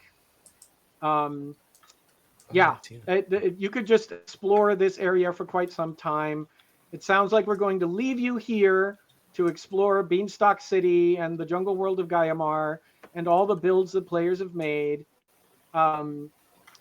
This is, what a world can grow to as players take over the planet and really make it their own.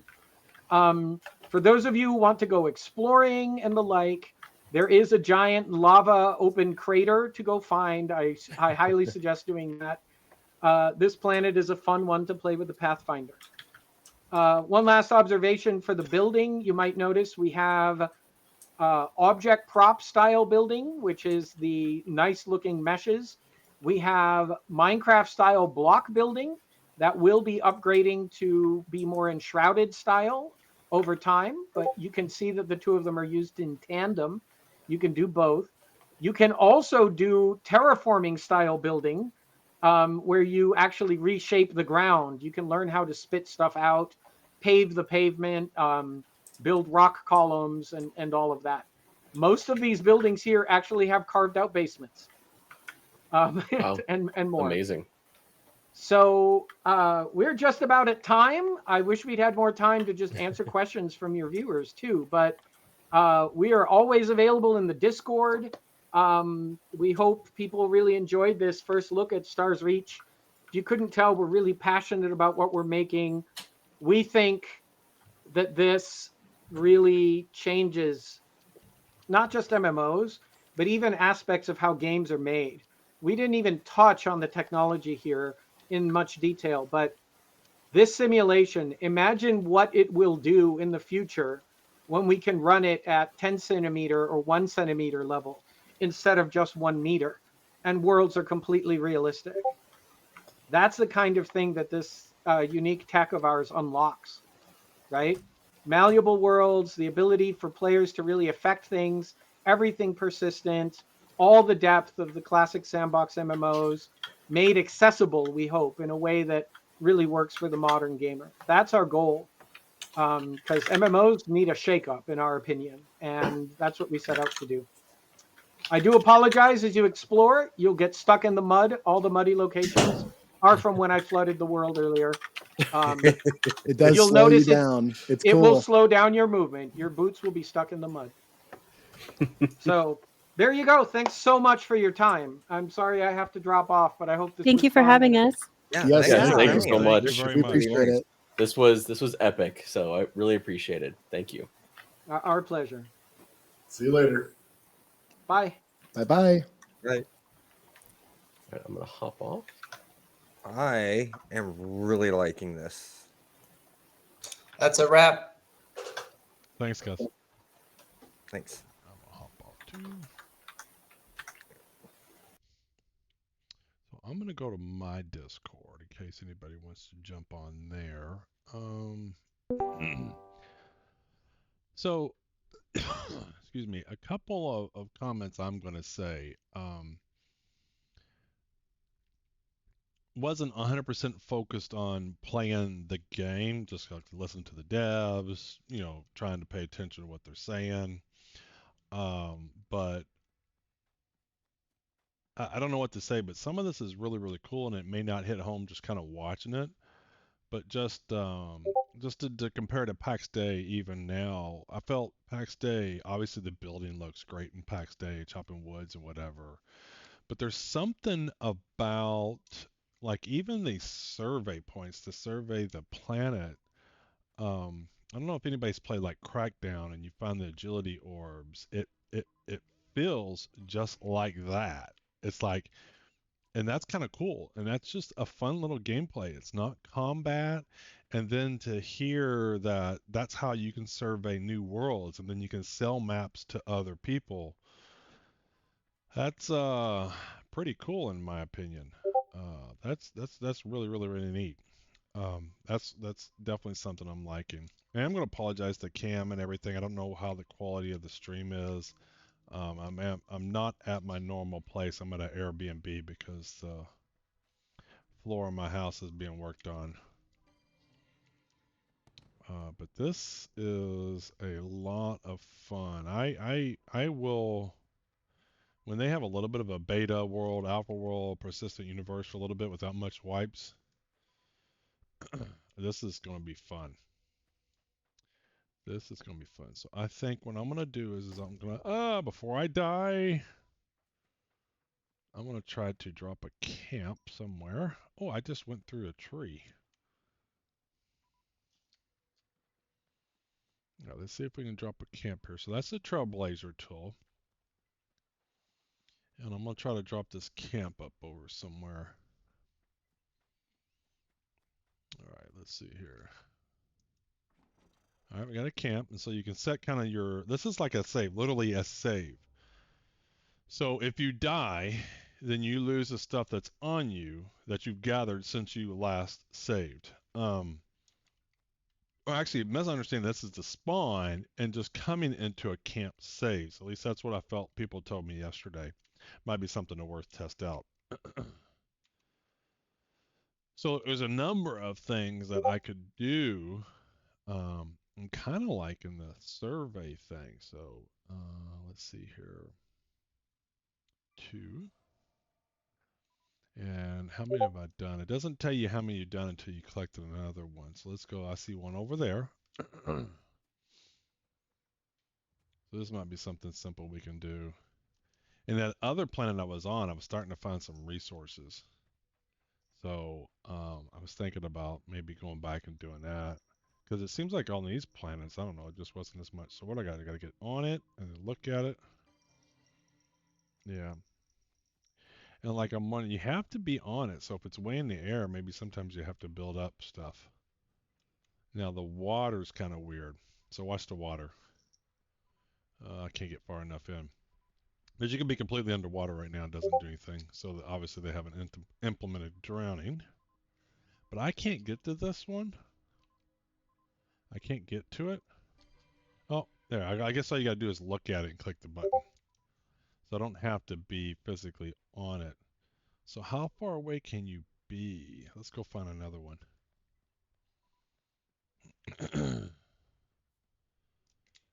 Oh, come on up. Stamina's depleted. I wish, really, stamina runs out quickly. Come on. So this will be kind of cool. So there's procedurally generated worlds. And so as far as I know, look at it, click on it. Do I have to hold it down? What do I got to do? Do I got to be close? There we go. So I have to be a little bit close. So my understanding is there's basically can be infinite worlds. And so you can always find new planets and survey them and sell them to people. So that can be a pretty cool game loop. How many have I done there?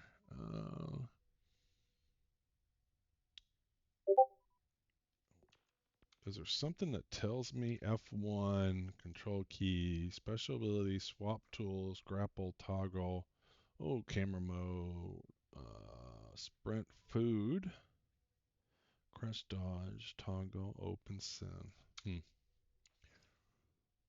I wish I could see how many I've done. You only know how many you've done when you click on it. So I'm going to do one more. I'm going to do one more. Some mobs over there. Jackalope. Pew pew. Now I got a super fast ability. Uh-oh, I'm being shot at. See, I got my super fast mode. Can't catch me. Ooh, this person's got a high up camp. Store my life there. What's up? Oh, that's what's her name. Damn, they fall. Even though I was fast. I tell you what, I fall in more holes. Oh shit! What the fuck is that? Prowlers, cool.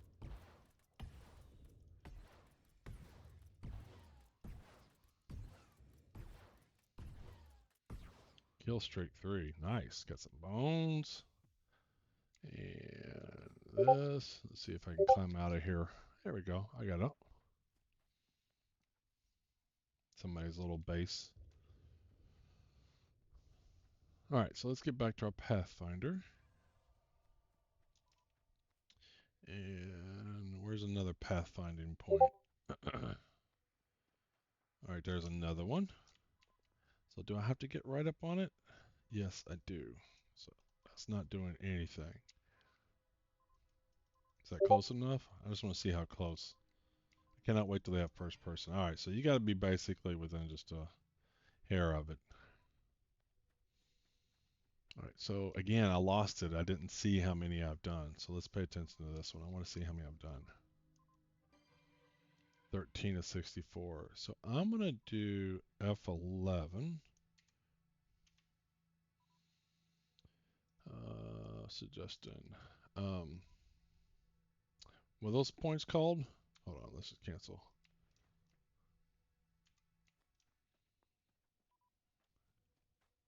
Here's another one. Survey points, is that what it was called? Hold on.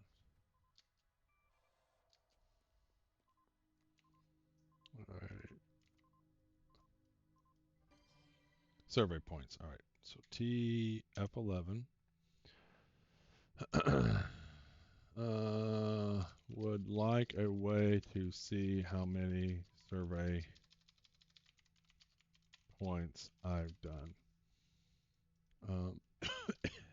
It pops up when you get one, but would be nice to have a screen that you can see to know how many you have currently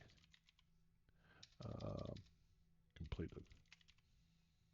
And there's another problem. So they got these two little modes, which is really cool. So there's free reticle mode. So basically, you just WASD is where you mode, and then you can right click and move your camera, kind of like World of Warcraft. And then they have this mode where your guide, as you move it around, is the direction you're looking.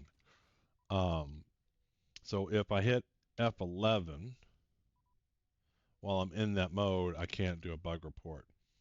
So what I'm going to do is I'm going to get out of that. So I have to get into the free cam mode and then hit F11. So this is a bug. When in locked camera mode, can't create report. F11. I can bring up the screen, but can't move my cursor to there. Have to go to free cam mode and then hit F11. All right. We're getting them bug reports in.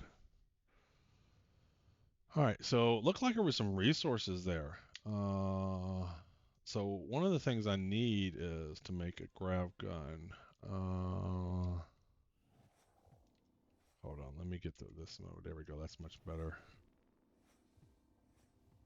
So shell, glass. So I see green quite a bit. So far I've seen green to be quartz. I've seen green to be uranium. And now, whatever it was I just collected, I can't remember. I don't see anything else. So let's go back to our Pathfinder. Maybe let's see if we can do this planet before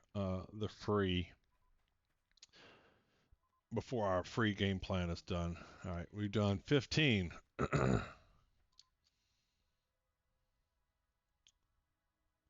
Come on. Everything seems to be locked behind cameras. It's okay. So what skill is going up? Ooh, that's causing my ranger skill to go up. Cool. So we have 677. We have Trailblazer, Pathfinder, local waypoint, range, upgrade the Pathfinder to enable creation of a waypoint at a range, grapple recipe. This is definitely something. So this is something I really want to do. Ooh, that's kind of neat. So you can only get a skill. So we need to. How do you find your camp? I'm pretty sure my camp, my camp ends in 39 minutes, so we can drop a new camp here in a minute. But this already, it's not Star Wars Galaxies, but it has that feel. It absolutely has that feel. All right, so we're going to drop a new camp, and then we're going to try to spend some points here on some skills. We're going to get some skills. There's somebody camp over there. We could use that, but I'm gonna drop my own. No, I'm gonna save dropping my own since there's one right here. Because if you go out wandering around and you drop the camp somewhere and you want to drop another one, then you have to go back to that camp. Or wait for it to despawn. So I don't want to do that. So I'm gonna borrow this person's camp. Let's do that. All right. And let's get some skill points going. So now I can do the survey map. Cool. Don't know how to do it. So let's do, so grav mash, unlike the grav mash grapple. So I think I hear the grapple is really, really cool. So what do I need to do to make a grapple? So let's see here. G. We lagging? What's going on? Okay, so grapple. He requires metal, which, ooh, uranium is a metal. Cool. And then gemstones. How am I doing on gemstones? So quartz and can't read what that says, but armor something. And there's my quality of the resources, 60, 60, 60, 75 cents. So it looks like maybe right now resources will eventually have probably different qualities, different potential, different versatility. But I think right now with the current alpha, they're all the same number. So for my grab gun, so I've been unlocking lots of stuff, but the harder part seems to be gathering resources. It's almost a chicken and egg kind of thing. It's like I need to get resources, but I want abilities to do stuff. It's I don't know what they plan on doing for buying and selling. But I would love to be able to buy and sell stuff. All right, so let's do our Pathfinder. We got a Pathfinder up.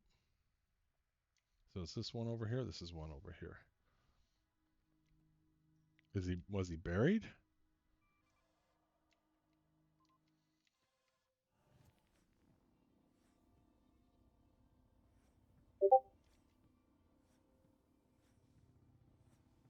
So I'm just curious to see if this was buried.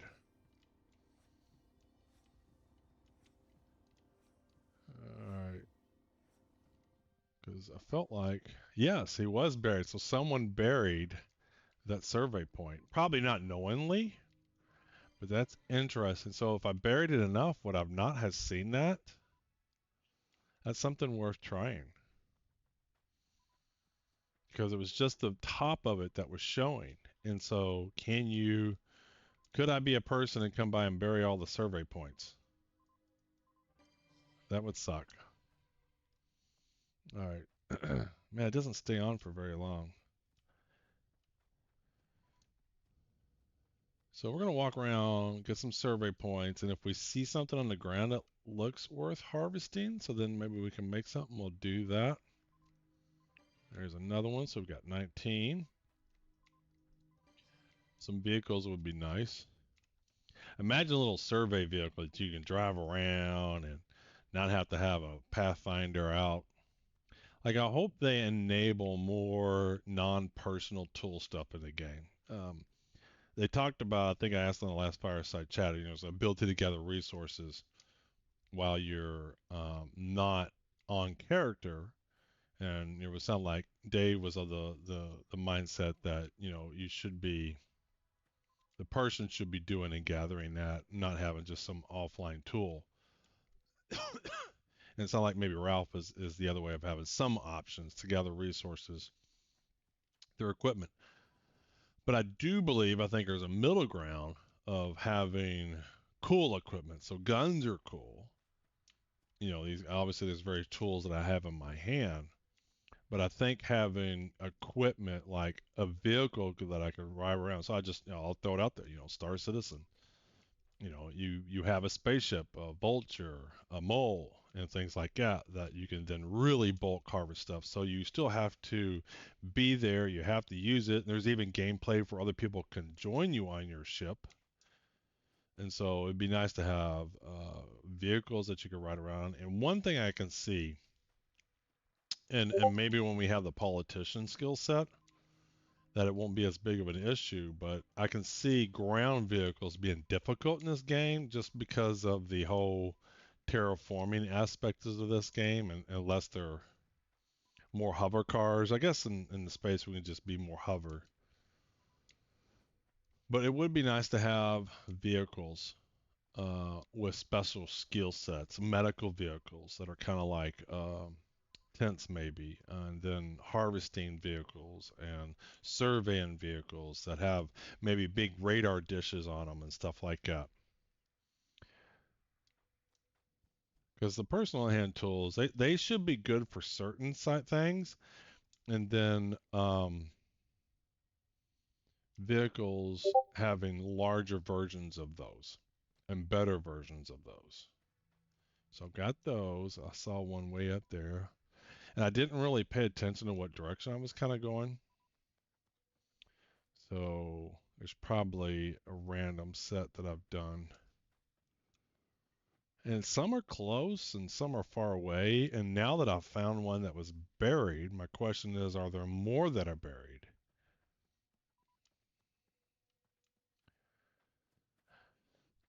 Like, I think we might try to bury one completely. I'm not going to do this one because it's way up on the mountain here. But I think the next one I find on the ground, we're going to see how much we can bury it. Or let's go ahead and do this one. So let's see how much we can bury it. Can we completely bury it? I think this is going to be hard to bury. Let me find something that's more on the ground. Really? Leave me alone, guys. Go away. All right, let's get out of here. All right, here's one we might be able to bury. Once we get away, let's drop a camp. All right, 3 Sky Shark. All right, so at least we've saved. Now we can start shooting. Oh, they set my spawn here. G. All right. Now, guys, let's bring it. Let's get it on. Sky Sharks.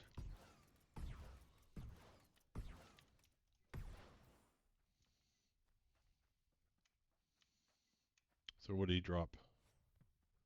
Invulnerable, no damage. Oh, yeah. You no kill me. I'm invulnerable. Cool beans. And that's one of the things Ralph was saying. Instead of having the kiting, which I think kiting's still going to be something you're going to do. Raw fish mate, helium. How long does my vulnerability work? I don't see any icon that showed me how long I have my power up. It may have been there, but I was too busy fighting stuff. All right, come on, man. Come on. Man, these guys move around. All right, that's another one. Let's see what we got there. Is that a power up? What is this? No, it's a plant. What is that? Leave me alone.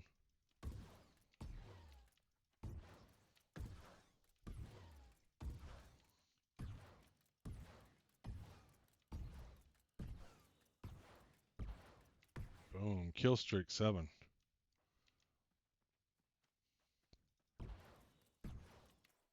Kill streak 8.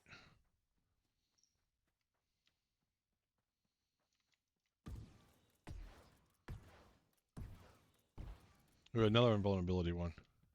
Yes, sir. All right, so where is there any icon that tells me how long I have that? Okay, I see over my green bar there's some kind of fire thing. I wonder if that's what that means. All right, did I clear them out? No, there's one more left. Come here, buddy. Are they really spawning on me? There we go. More invulnerability. Cool. I like that. That's cool. What is this? All right, helium collected. So Sky Sharks drop us fish meat. All right. All right, let's kill this guy here. So I think this is going to be a bad area to try to bury this, because I think these sharks are going to be spawning all the time. Whoa. Bomb enemies. It goes away from the screen too fast, so that's another one too. So the power up, I think the text that pops up, whether it's the oh, leave me alone. No, no, no, no, no, no, no, no, no. Damn it.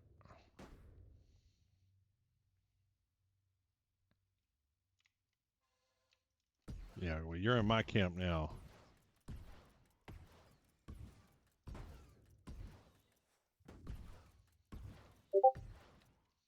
Supercharged, all stats max. But what are my stats? What are my stats? Or how do I see my stats? Yeah, this is a bad spot because the spawns are so high. I'm just going to collect this point and then move on. Alright, so where's my dead body? It's right over there. Let's gather that. Let's get this. Let's grab this point. Where is the marker? Alright, here we go. Let's grab this because there's just the spawns here too often. See, they're already back. Leave me alone. I'm trying to collect survey points. Alright, let's try that again. Alright. So 23 out of 64. Look at that. There was like so fast. Spawn City, man.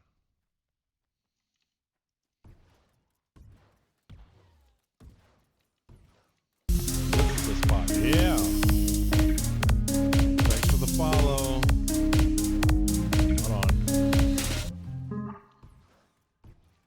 Let me, sorry. All I know is I know somebody was following. I couldn't see yet just because I'm busy trying not to die. There we go. All right, who was that? Cersula. Is that how we say that? I think so. All right, so... So in general, I think the text on the screen pops up too fast. So I'm going to F11 that. Well, first of all, we're going to get out of here. All right, I'm stuck in some mode here. I can't get into free camera mode anymore. Or I mean lock camera mode. That sucks. I'm stuck in free cam mode. F11.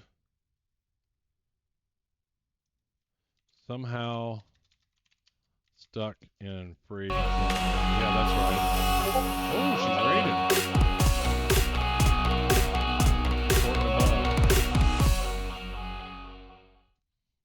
Well, thanks for the raid. I appreciate it. Hitting T does not lock my cam anymore.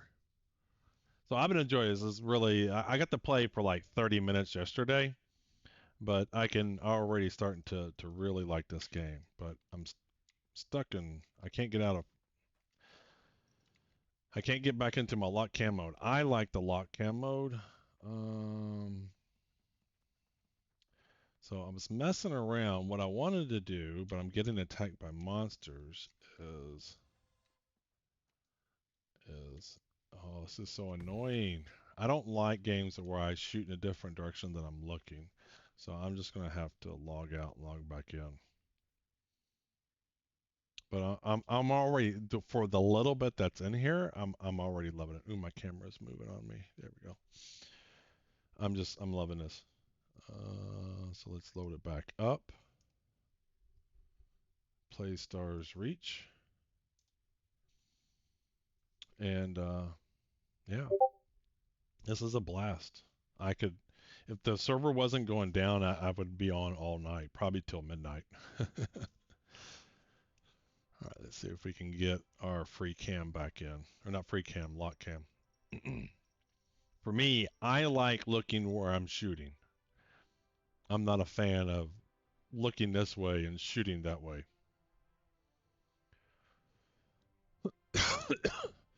And then I noticed, I was playing around with the survey points, and it seemed like you could bury it.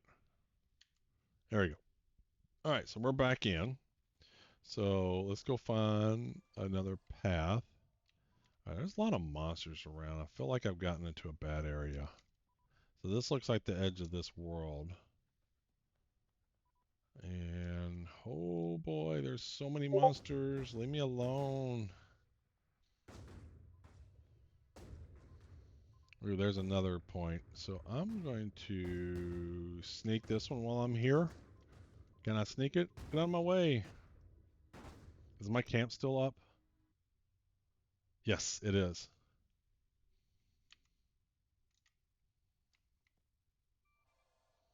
All right, so I want to get that.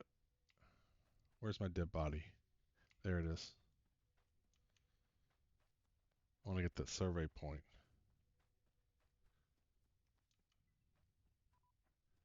I do apologize, my stream quality isn't what it normally is because I'm at an Airbnb right now. Did I get that one? No, I didn't. Still didn't get it. All right. Let's try that one more time. One more time. Yeah, I'm at an Airbnb right now because I'm getting new floors put in right now. So I had to move out of my house for just a little bit of a time here. Come on, leave me alone. Stop. Stop. All right. So we're going to have to kill some of them.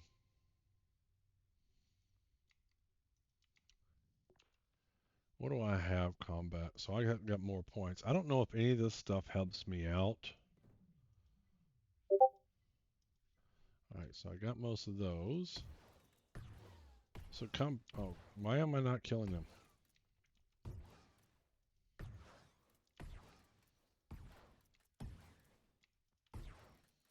Alright, I think we're gonna head over here for a minute.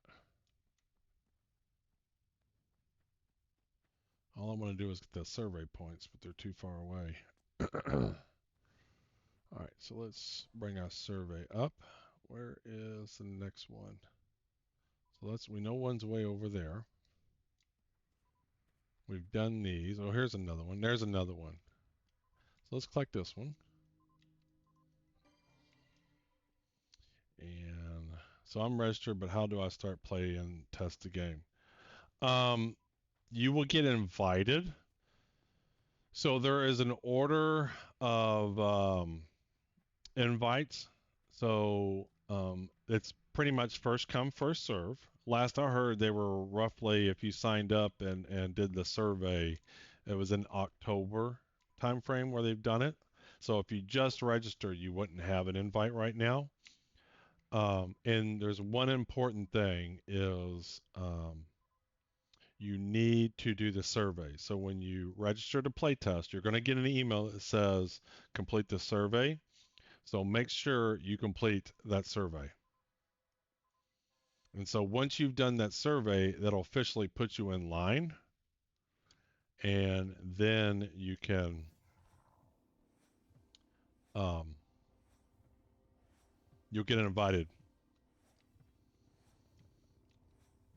And I suspect they're going to open this up a little bit more. So I don't know anybody that saw that, but I explicitly asked during when the devs were on the stream, when will they kind of have more of a... Yeah, so today is the first day that they've lifted live stream in the game. Yes. So before they weren't allowing it. So that's pretty much what this stream was. The devs were on earlier, and this was basically the debut of live streaming of Stars Reach. So my understanding from at this point forward, you can live stream it as much as you want when the servers are online. So my understanding, the servers are going to go offline here in probably maybe another 30 minutes. And then I won't be able to live stream because the servers won't be up. All right, so there's one right here. But yeah, today is the debut live stream. At this point, the NDAs are lifted and you can live stream the gameplay. So I'm going to fill this up. So let's queue. Yeah. I want to see if you can completely bury a trailblazing point where you don't even know where it is anymore. Yeah, no problem. So all the streams that are happening today for Stars Reach are all the very first live stream. Hey Scar, what's going on, man? I'm having a blast. This game has so much to it. I don't even know where to begin. So I'll begin with what I'm trying to do right now. Cause chaos is what I'm trying to do. So there's a cool, so you can see I'm doing a little terraforming. What I'm doing is I'm emptying my hopper. And so I'm kind of adding some stuff to the land. I want to report a bug real quick though. So T11.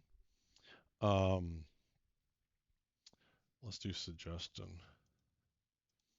The pop-up messages are too short. Sometimes I miss messages because they are just too short. Whether it's a power up or collected a survey point, etc. Or provide, and this is what they really should be doing, provide some means to access a log. Additionally, making the log available outside of the game opens up the ability for folks to add additional features like how much resources you've gathered, etc. Alrighty, so one of the cool things, so you can survey the worlds. The worlds are procedurally generated, and there's an infinite amount of them. And so you don't start out with an overhead map. And so what I heard in the game is you can survey the world. So I've collected the survey point, and you can collect more. And there's another one right here. See, I've buried it. So I know there's one there. I don't want to collect it just yet. I want to see if I can completely bury it, because that sounds griefy-like. So we're going to terraform a little bit, and we're going to see if we can completely bury the survey point. And once you've collected all the survey points, I guess you can create a survey map. So there's some, I guess it's under ranger skills, so survey map. So I can build that, but I got to figure out how to do that. I'm having a blast, man. This is really, really fun. But my current goal is, can I bury that survey point? So we're going to grab some more. We're going to grab some more land here. We're going to fill up our resource hopper. And we're going, yeah, it is. This game has got a tremendous, and I wouldn't even say, I hesitate to use the word potential. It's here. This is in here. The only thing is they're just making it so that, you know, the game's not live in the sense that the world's always online and I can hop in whenever. They're doing small play tests right now, but there's so much that's already in the game. You know, and the worlds are alive. And what I mean by that, all those trees are growing and they'll eventually die. The graphics are not that bad. It's cool. Yeah, well, they continue to work on the graphics, so they definitely got feedback that it was very bright, and they've toned it down some, and they can continue to work on that. You can always have cooler textures, right? And so I just think that's something over time they'll have. And in fact, I'm really kind of hoping that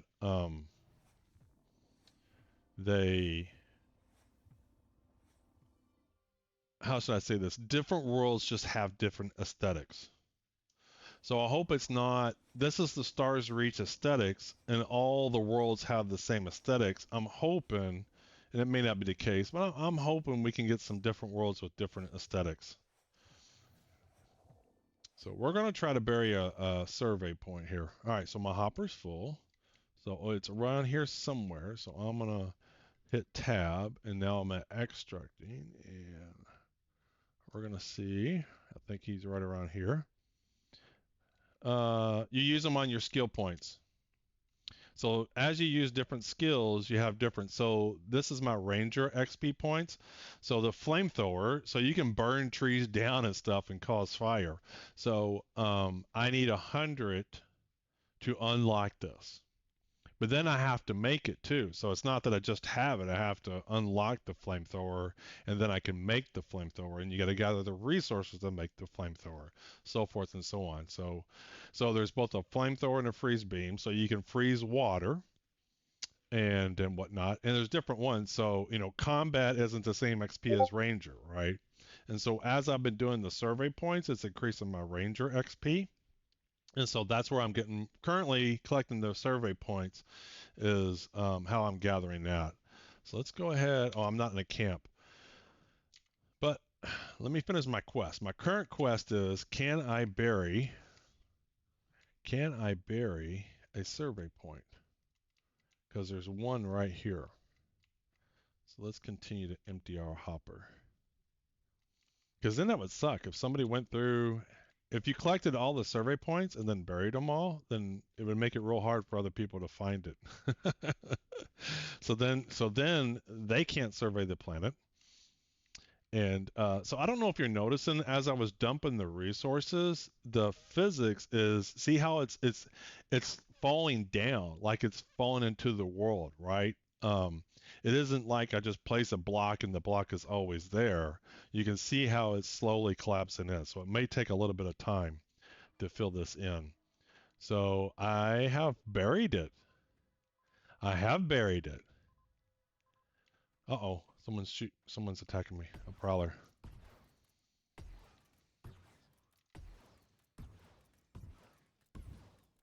Cool. So I did supercharged. I did bury it. I did bury that survey point. So I wonder if there are other survey skills that you can have. No, wait a minute. Hold on. Here's my path. Oh, sorry, I didn't have my Pathfinder up. So here's one that I've already collected. It's green, and it's still. I wonder if it always has that little bubble, regardless of how high it is. Well, there it is. I feel like there's less of it. The land's still eroding, but I feel like it's buried there. So let's gather some more. Let's gather some more terrain. All right. We're going to bury that survey point. And here's something else too. I've tried to like make a tree fall down, but they all seem to be very tall.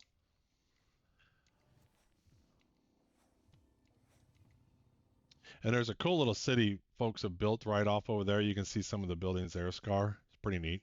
So definitely some cool building. But, you know, the terraforming alone. And what else the devs are saying is there's going to be a politician skill, and then you can set and you can vote for the politician, and you can set rules for the land. So, you know, if you notice as I terraform, I have to then dump my resources somewhere. And so you don't want to have a nice little city and then someone dumping resources. Well, the politician can say roads can go here, certain type of building can go there. You can't dump gravel here. You have to dump it over to the city dump.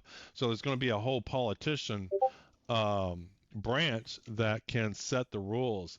In my understanding, they could even set like, you can say this planet's going to have P versus P. And so people can say, you know, we want P versus P here. And if you come into our planet, you're just going to have to fight if you want to fight. Or you can have a friendly one. So it looks like the tree, looks like gravity doesn't necessarily always work. So if you dump resources, they'll flow and fall with the land, but trees seem to defy physics. All right, so is my hopper full yet? No, let's gather some more. Let's gather some more. But this is going to be a blast. This is going to be my addiction, and it's because there's just so many different types of skills and things you can do in the game. And I did ask last Friday when they had their fireside chat. I asked them because, you know, playing PAX Day is a sandbox. You're seeing lots of sandboxes, but then people get bored after a while, right? Because there's no content. And this one of the things Star Wars Galaxies had was the ability for players to create quests. And so players will be able to create quests. And so there'll still be quests in the game. It's just players will be able to literally create the quest. And so the land is still eroding here. So Q. Let's dump some more. Ooh, am I extracting or dumping? I want to dump. Hold on. Here we go. So I feel I'm going to have to fill this in. I should have found a more flat land. Look, it keeps falling down. I've turned the game sound way down just because it was so loud.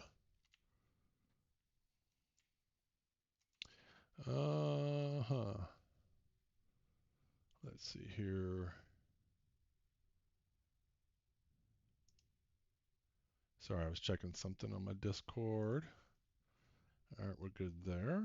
All right. So, oh, I don't want to, oh, I'm gathering. No, don't gather. I want to fill. I want to fill up. All right, I have nothing left to deposit. Let's just gather a little bit more. All right, let's see if we can get a floating tree in the sky. 4. All right, let's gather some more. But yeah, if the server wasn't going down, I would not see me logging off for a long time. I would be playing quite late. Just because there's so much I want to do. I got to find certain resources that I want. I want to craft some tools that I need. I want to do some surveying. And they don't even have things like spaceships in yet. I mean, that's going to be crazy. But yeah, every bit of the world is simulated. So like even the trees are simulated. You know, they grow, although they appear to float in the sky. All right, my battery. So seems to be a battery that recharges. I guess you just can't constantly go. That's probably to keep you from AFKing or something and resourcing, gathering. All right, hopper's full. Let's go back over to here and Q. All right, so Q. All right, see if we fill this all in.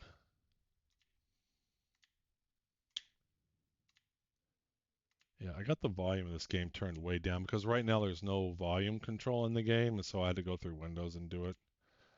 And it's crazy loud. Combat was very loud. All right, hopper's empty, so let's go back to the Pathfinder tool. So there's that. Yeah, I think the land is eroded.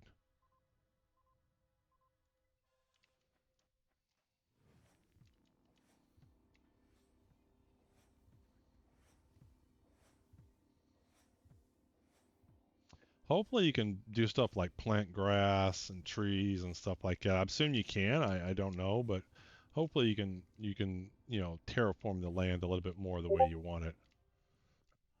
Where's my floating tree? There he is. You can climb in the game. There's a grapple hook as you can kind of grapple around. The first time I tried to do this, the tree went like way down in the ground. This one seemed to have an end. I guess not all trees are the same. Yeah, like this one's going way down in the ground.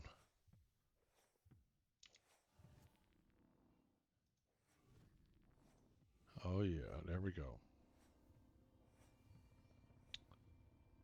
Yep, so we got 2 floating trees. All right, I think after I do this, we're going to go collect some more survey points. So I feel like the answer is you can bury a survey point. Hopper's full. So let's head over here. Let's make sure we find it. So he's right here. All right, so 4 and Q. We are going to bury this as much as we can. I wonder if you can bury a tree. I guess you can bury anything. Yeah, the land keeps eroding down. It keeps falling down. It's not stable.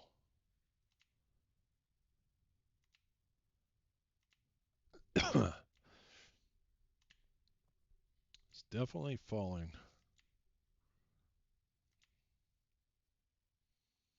How much more we got? So 4%, 0%. All right, so let's bring our Pathfinder out. That is a buried waypoint. But the stuff is falling down though. It's going down that hill. Landslide. I wonder, it just makes me wonder, like, what you can do in this game, man. You could build a big wall, put a bunch of dirt and sand or whatever into it, and then let people build around it eventually, and then you could destroy the wall, and then all their stuff is going to be buried. Yep. All right. I think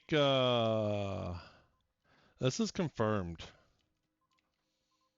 All right, so we're going to do T11. Appear to be able to bury survey points. Not sure if there is a skill that can be added later, but that seems to not be desired. To bury skill survey points.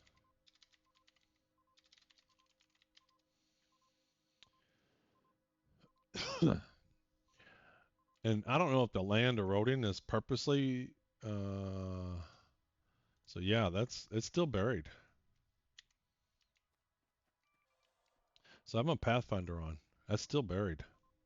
So there's that one. That is still buried.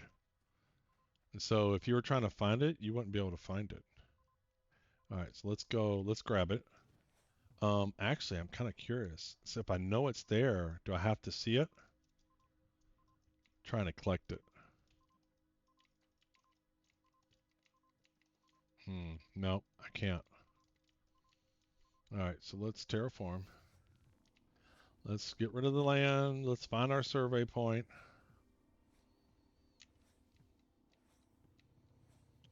So,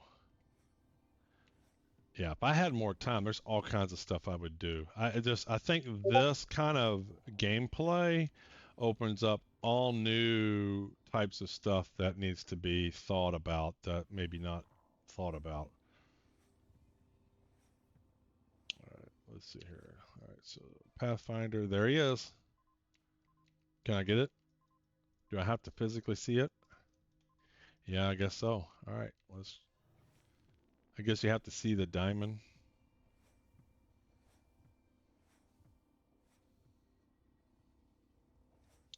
All right, 2. There he is. Collected it. So we were able to bury it, and it was real hard to collect until you unburied it. All right, let's empty our hopper. Do we bury it again? Nah, I'm not going to be that way. I'm not going to bury it. Let's just dump our stuff here somewhere. And something else would be nice to have a little better control over how it dumps if you're trying to build something up. But maybe there are techniques. Maybe as you get civil engineering, maybe there's some skill sets you can do better terraforming with. Possibly. All right, hopper is empty. So what we're going to do is we're going to walk around, see if we can find survey points. And we're going to... there's one over there. That's where my dead body is. That's where all those guys are at. So currently there's some limits to the world that we're on. So this is the edge of the world. Right there. You can kind of see it. This is the whole edge. Right there.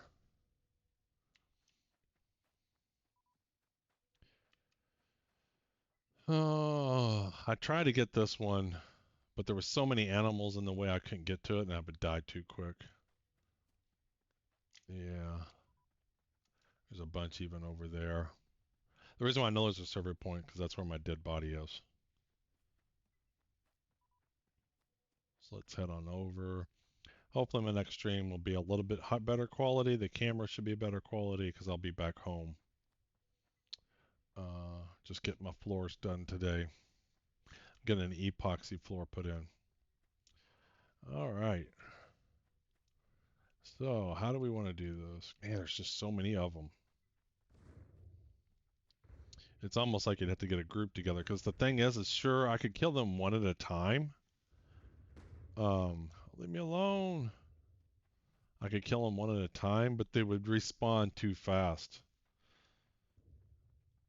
So to get that last survey point, I'd have to get a group together, I think.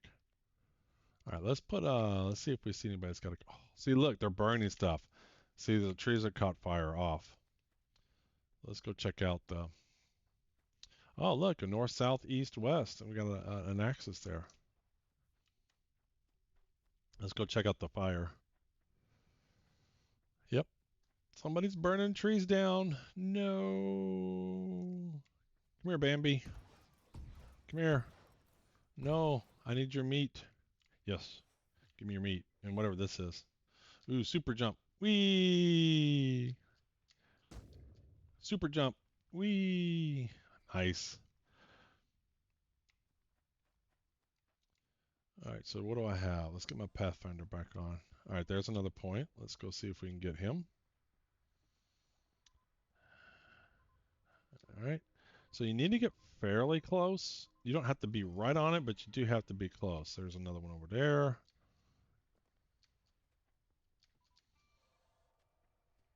Alright, we got 2 right by each other. Nice. I might have to put some terraform some land there to get to it. And that's the other interesting thing too I can't jump in water. So we're gonna have to, oh shit! I didn't see them guys there. Where's my last station? Oh, back over. All right, so Pathfinder. All right.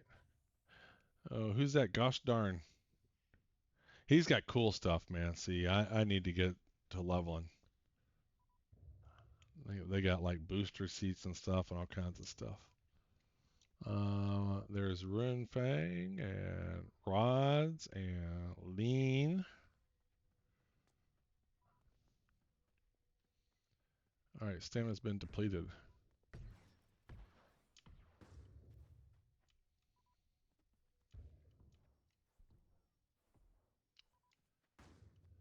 Man, I hear a lot of combat going on. There's my dead body. Is someone shooting at me? Something's shooting at me.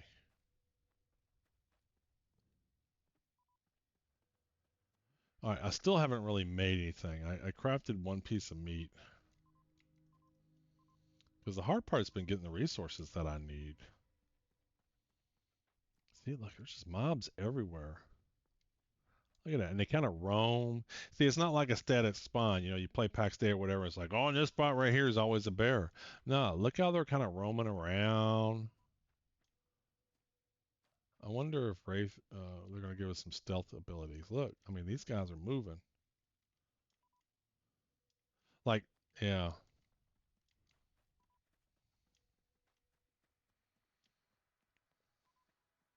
So let's grab this one. That's going to be another hard one to get because I'm about to terraform the land so I can, like, I'm about to dump some stuff there so I can get on there. Let's try to do a little. In fact, I bet you that's what this is. Someone terraformed this to have a walkway. All right, let's go gather. What is this? Is this something? What is that? Schist collected? Okay, whatever that is. I don't see anything cool. I'm trying to find something cool to harvest. Mud. Ooh, just collected up quartz. Ooh, quartz is good. Quartz is good. I need quartz. Where's more quartz? I want quartz. What is over here? Look at the water flowing. Look at that. This is from the river. So I wonder if it's like Minecraft, where you have water sources and they never run out. Whereas this, I wonder, it looks like, can I empty out that lake and move the water to somewhere else? That's a good question. Because that's what this water is coming from. It's coming from here. So can we empty that out?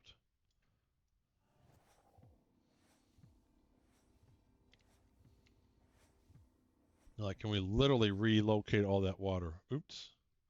Accidentally hit my button.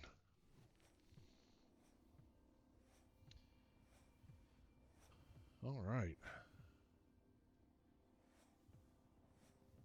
So we'll do a couple of things here. So a hopper's full. So we're going to dump it over here. So let's bring up the Pathfinder. So we want to do... Man, those guys are roaming around.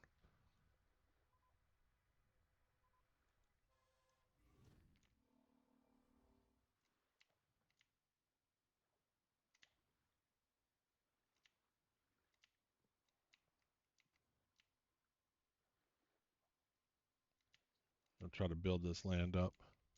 We're going to try to do two things. We're going to build this land up, and we're going to see how much we can drain from the lake.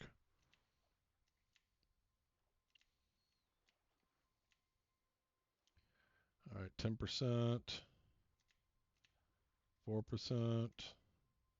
All right, empty the hopper. So where's our survey point? So well, we got a little bit closer. Let's come back over here.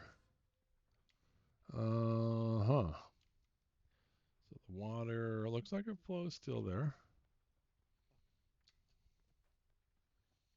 Like it's definitely flowing down. So my understanding, this water should erode that land given enough time. I don't know if it's true, but that was my understanding is the water can erode.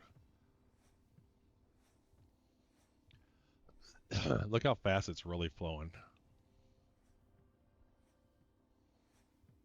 Can we drain this lake? Oh, the possibilities.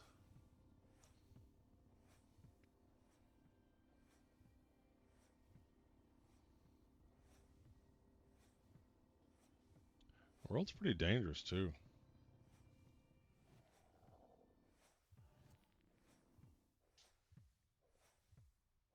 It would be cool. Well, I guess he talked about cities and stuff, and so you can get attacked by animals and you can have stuff for defense. So there is things that we'll be able to do to help us not get attacked at our home worlds all the time, our base camps. Let's see here. What was I doing?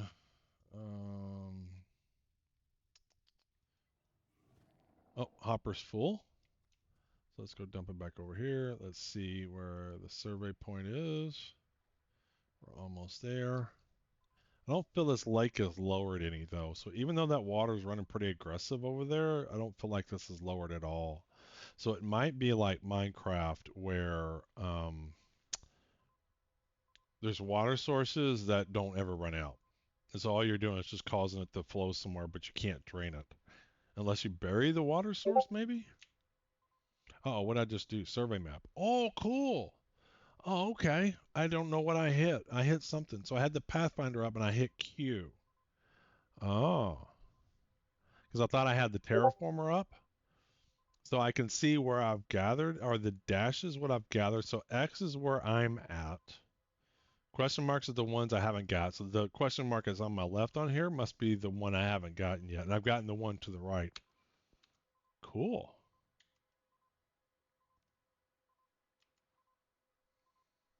So I need the terraformer. There we go. And we're going to dump some more out.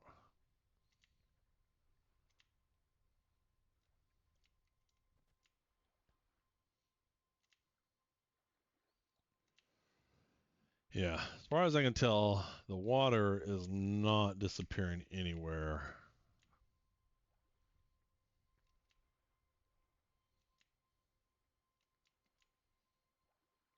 We're probably real close to the survey point here. We're just going to dump out this Harper.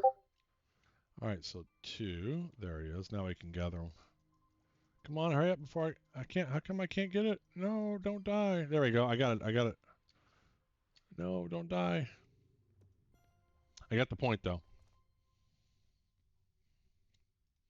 Cool. So if I have the Pathfinder hit Q, it brings up the survey map. So now you know where I'm at. So you can have a rough idea, like, oh, there should be a survey point roughly right around here. And I bet you over time they'll make this screen a little bit better. But it's good enough to kind of give you a sense of where something's at. So that's pretty neat. What does E do? Anything? E doesn't do anything. Ooh, a lath. What does this do? So, okay, lights. So this is crafting, like building stuff. And what does toolmaker? Like I got all these tools, but I haven't been able to. Server coming down shortly. Oh, alrighty, we're gonna log off. So let's quit. So, game's a blast. What happens if I do this? There we go. Yeah, but I don't have a background. I need to put a background on there. Probably could do Stars Reach 1 or something like that. So the game's a lot of fun. Game is just a lot of fun. So you can do crafting, you can do surveying. There's all kinds of professions into the game. Not just combat, not just building, but not even just crafting. I mean, politician and setting rules for the land, setting rules for the planet.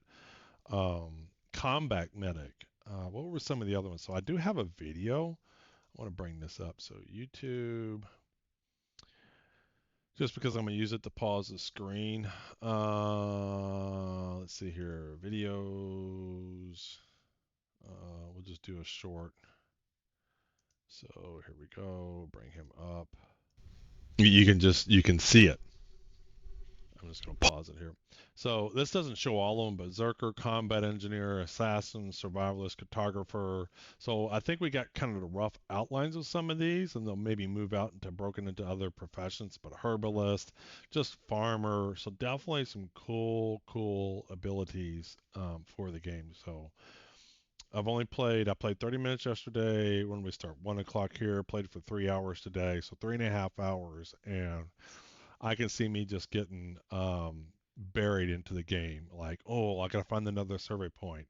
Oh, I've surveyed this world. Let me go find another world and go survey that one. And just even building your land, building your city, being mayor of a particular area. So definitely gonna be something I'm gonna continue to play. And I thought PAX Day was gonna be my primary game for the next 5 to 10 years. I'm about to reevaluate that. I think this might be my primary game for the next 5 to 10 years. What I mean by that's just the way MMOs are, right? So MMOs aren't go on and play it for 40 hours and you're done. They're games that you can spend hours and hours in and play with other people and whatnot. So 2 thumbs up. Fabulous. Let's go find somebody to raid here. Oh, I didn't show. I forgot I was showing my camera. It shows you how bad of a streamer I am. So raid channel, and there's probably not anybody. I mean, I'm not going to raid somebody doing Stars Reach because the servers have shut down. So maybe let's see if we can find somebody that's doing PAX Day. Let's go raid Gonar. Let's go. Start raid. Oh, he died. I wonder if he's gone and done something. I'm going to cancel raid. I'm not too sure he's active in the game right now. Oh, no, I think he is. I think he's waiting for someone to come respawn him.